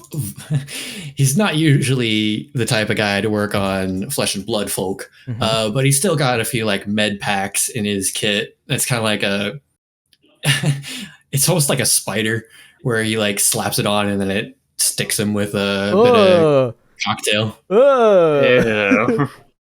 But yeah, you see the spider like go into the wound and fish out this massive like bullet as it like cleans the wound and tosses it into the sewer. It knits up the wound with like its little weave and returns to you.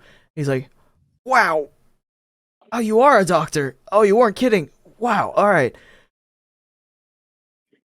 Yep. He continues leading you down. The sewers are kind of winding. And Doc, you're familiar with this geography. This sewer extends far beyond the city limits. You are going further and further south. And as a matter of fact, the further you go, the less sewage there is. And the sewers turn from this like actually constructed tunnels into what appears to be something dug out. It's got like junk and dirt exposed on the walls. It looks like a tunnel that was constructed. Interesting. Yeah, you continue down. It's like, guys, please, you don't have to do this. Look, the Robies had it coming. Look, they had it coming. This is racism. This is a gearhead. He's racist. Yeah, you're I'm racist. They're racist. They're racist. Your leader killed my parents, so I don't know. And Guy's parents. Yeah, trauma. They probably had it coming too. They probably sided with the Robies. Maybe it's the same. Oh my parents. god. Do we have like duct tape? Can we like tape? No. Yeah. Doc 100% has duct tape. Doc 100%. Thank you, Doc. Does he have any body hair? Mm-mm. I'm gonna find some body hair on it, tape it to the hair, and then rip it off as a method of torture. He goes. I'm gonna make it like just a little too warm, so like he's sweating and is really uncomfortable for him in his clothes right now. As you're making him cry out in pain, you hear a voice call. Hey, someone there? Charlie, that's you. Charlie, be racist. Be racist. Turn into a robot, quick! Go!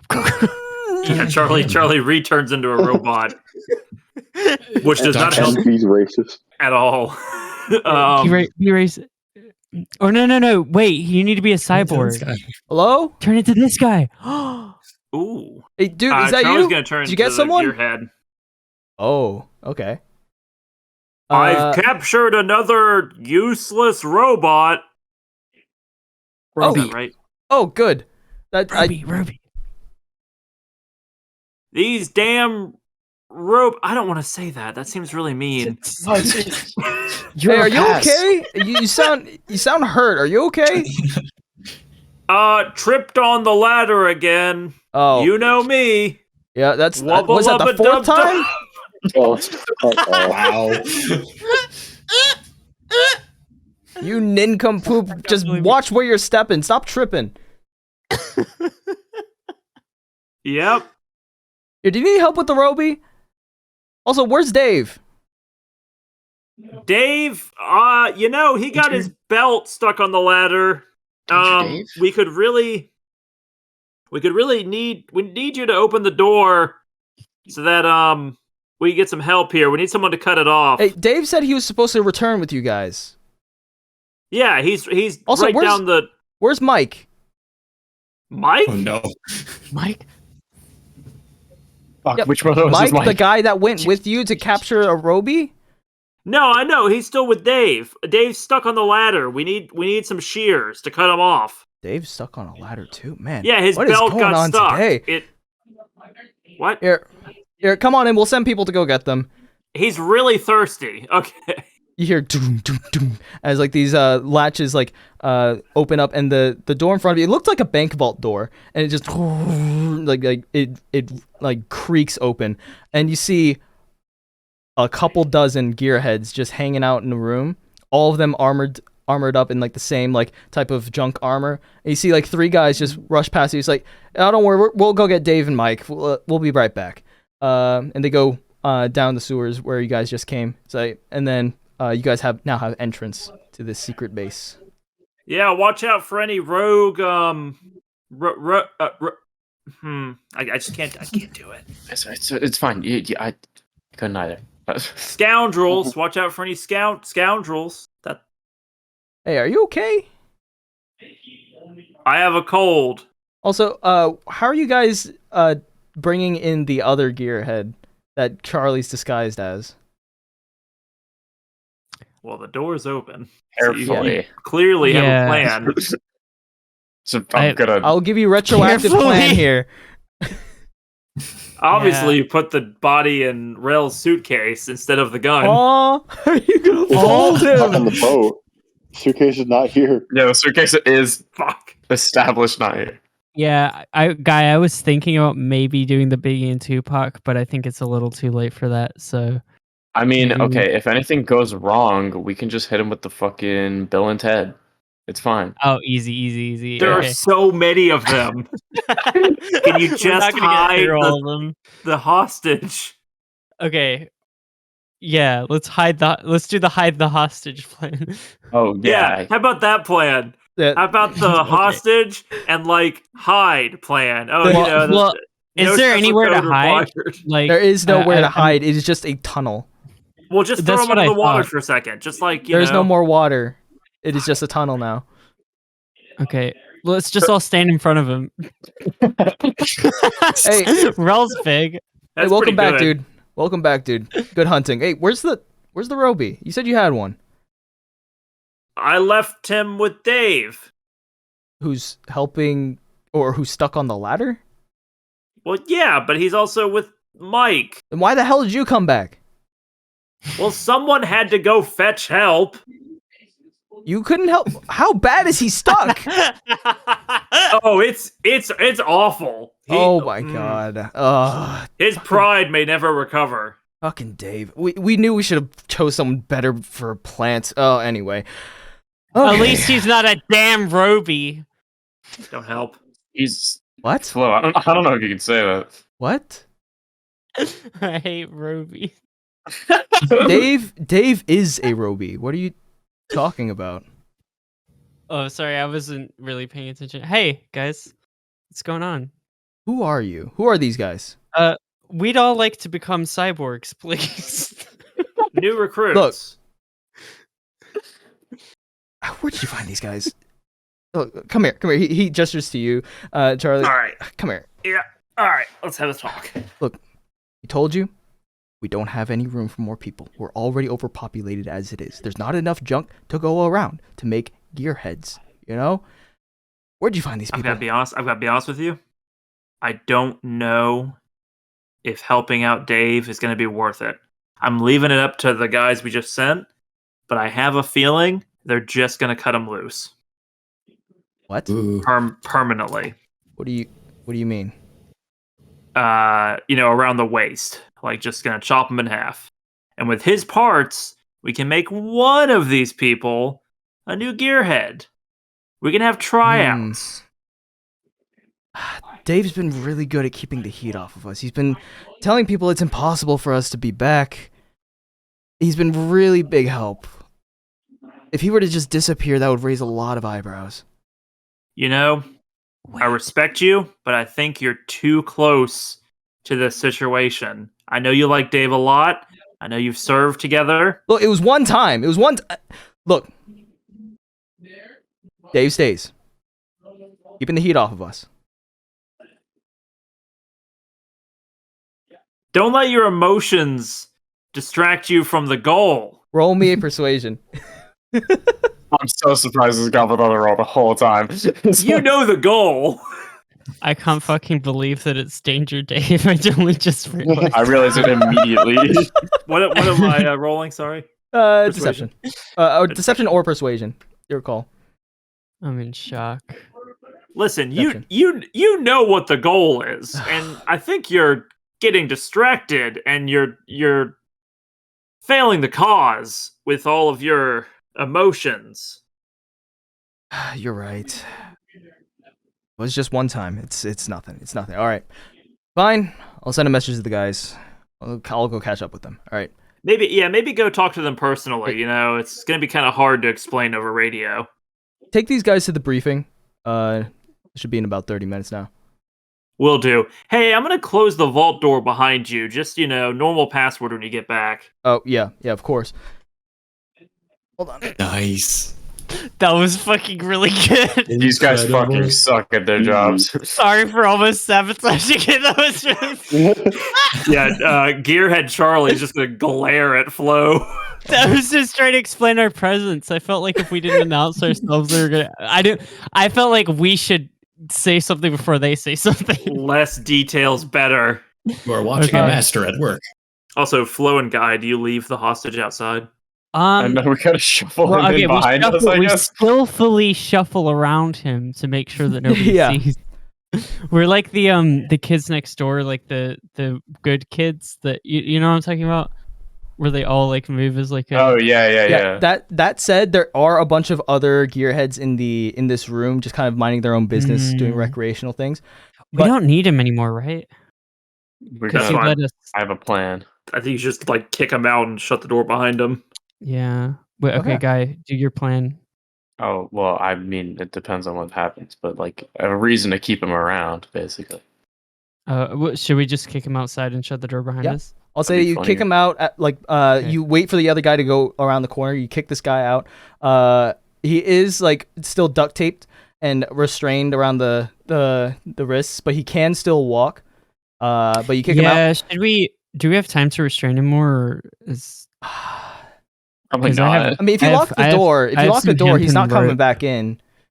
Yeah, but he's gonna run and alert his buddies. Like, could I hemp and rope his legs, or is that gonna take give forever? me a stealth and slide. Well, not just stealth. If we were gonna keep playing, I need to run to the restroom. Flo really real quick. wanted an excuse to Be right back. say the racist robot words. BRB. What? The DM has left. I thought we were ending. I thought we were going in the door. We're ending probably as soon as he gets back. Yeah. When the cat's away, the mice will play. The mics will play. The mics will play. Now that the DM is here, I'm going to use 4 actions to kill Charlie immediately. What? Approved. Sam, feel free to leave the call. What? I cast remove Sam from Discord. What? You can't counterspell it. Fuck My you. inner. Oh! It's a 10th level spell. I'm back. Oh shit. Oh yeah, we weren't taking any illicit actions. What? You're good. We're going in. We're leaving the hostage outside, and we're closing the door. Okay. Yes. Awesome. Give us a cool cliffhanger. Yeah, you guys close the door. It starts shutting. You see him. This guy just like look at you really scared, like and then you close the door. Behind you, there are a bunch of just other gearheads in the room. You guys are just in the recreation room, like the atrium. You see a bunch of people playing cards. You see some people like I guess playing chess. I don't know. Some others are like kicking around a Warforged head like a soccer ball. Yeesh. All of races, goddamn. Yeah, this binary brain wasn't doing anything else. Binary brain. That's awful. I love that. I love that shit, man. Yeah. Fuck yeah, I love racism, bro. Dude, could you imagine if these guys could vote? Oh. Hey, dude, where'd you find these guys? They seem down for the cause. Yeah. Well, Just picked them up off the street, with the rest of the trash. Hey, yo, I like how you think, dude. Good shit, dude. I sure do love speciesism. Yeah, I love my flesh and blood. Hell yeah. Hey, But you also want it modified. Go take them to the uniform room. Go take them to the uniform room. Get them situated. Can do. Get them ready for the meeting. Get them ready for the meeting. Yo, love meetings. You keep kicking that corpse. Oh yeah, here, catch. He tosses at you. No, I'm good. It's too late. It's in the air. Charlie's going to step aside. Okay. It's up to the party what they want to do. What's my role? I will catch it if no one else wants to. Depends. Are you trying to catch it, or are you trying to like do something stylish? Oh no, I gotta look cool in front of my new racist friends. Mm-hmm. Nope. I'm gonna do a fucking backflip and catch it. I got a 9. Okay, you do a backflip and you hit your head on the. It's like a header. You almost do like a header for it. You bonk your head on the Warforged head that has been thrown at you. It hurts. Oh God, those damn robies hurt my head. Amen. Oh, hey, toss it back here. Toss it back here. Okay. Oh, okay. All right, Guy, you do it. Yeah. Okay. Do I recognize the head? I was about to say, it is the head of the most recent missing Warforged, Toby, the father of the child that you guys just saved. It is actually so recent that there's still oil leaking from the neck parts. I've really stepped in it this time. Yeah, toss it back here. Sure. I like, and just like underhand it. Right. This guy's going to try and juggle it with his feet. Yeah, no. On a 9, he stubs his toe. He goes, goddamn binary brain. Fuck. Maybe we should leave it alone. Ooh, yeah. Nah. He stomps on it and crushes it. We're done playing anyway. Cool. Ooh, where's that uniform room? Yeah. I want to wear. Oh yeah, it's down the hall and to the right. Down the hall until you can't miss it. It's full of uniforms. All right. I'm licking my lips. Let's get some. Right. You guys go down the hall, take a first right, and you see. Have you ever seen a meat room where they like hang like carcasses of cows? Imagine that, but with robots. There are many types of robots here. There are Warforged. Doc, you recognize, unfortunately, some of the parts of those that are hanging. And then there are also other robots. There are some ant drones here. There's some more patrol bot parts here. There's just a big variety of like other scrap, like ship parts, ship weapons, all of which are deactivated and scrapped. It is for someone like Doc, who is very familiar with Warforged and robot society. This is horrifying. Are any of them alive or recoverable? No. Is that all 10, Mark, accounted for then? More than 10. Ouch. There's at least 24 recognizable individuals here that you have worked with in the past. Are there any gearheads in the room still? No. Or within earshot? No. There's nothing worth saving around here. We gotta burn and go. I was thinking the same thing. Burning. Let's go. Yeah. Okay. Hey guys, I know I said a lot of stuff back there, but it's really important to know that racism isn't okay.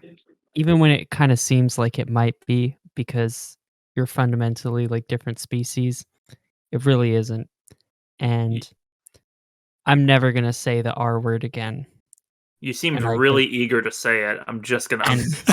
Charlie just wants to make that clear. Okay, but we all noticed. What if I'm alone and it's like in a song? It's on the radio and I'm driving my boat.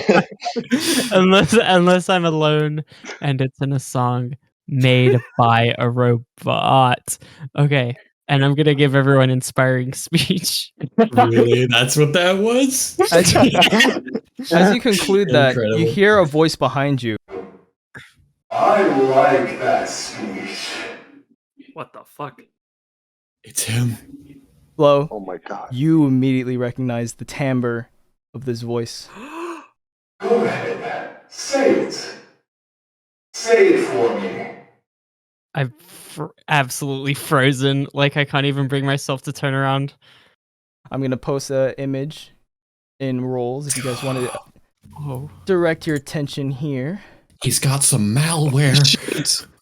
What the fuck? So, what the actual hell? Flo, you recognize the form generally of what Hookfacebrook is, but something is different from how you remember him. You remember this big hulking mass of a pirate with massive exoskeleton suit. This, while it has the same voice, has a very different body. It has protruding ribs, hook-like ribs that are expanding from its rib cage, hook-like claws that are 2-3 feet long. It stands about 12 feet in height. Bird-like talons hook into the ground as he steps towards you, and a long, very recognizable hooked nose extends from a demonic face filled with shark-like teeth and 2 hooked tusks extending from its mouth. And he says, "Hello, I'm your new boss." And that's where we'll end it. Dope. Holy fuck. Switch sides. Who's the mysterious swordsman? Thank you guys for coming. It's been a good session. We'll be back. We'll be back probably in 2 weeks. But we'll keep you guys posted. But thank y'all for coming. Y'all have a good night. Good stuff, yo.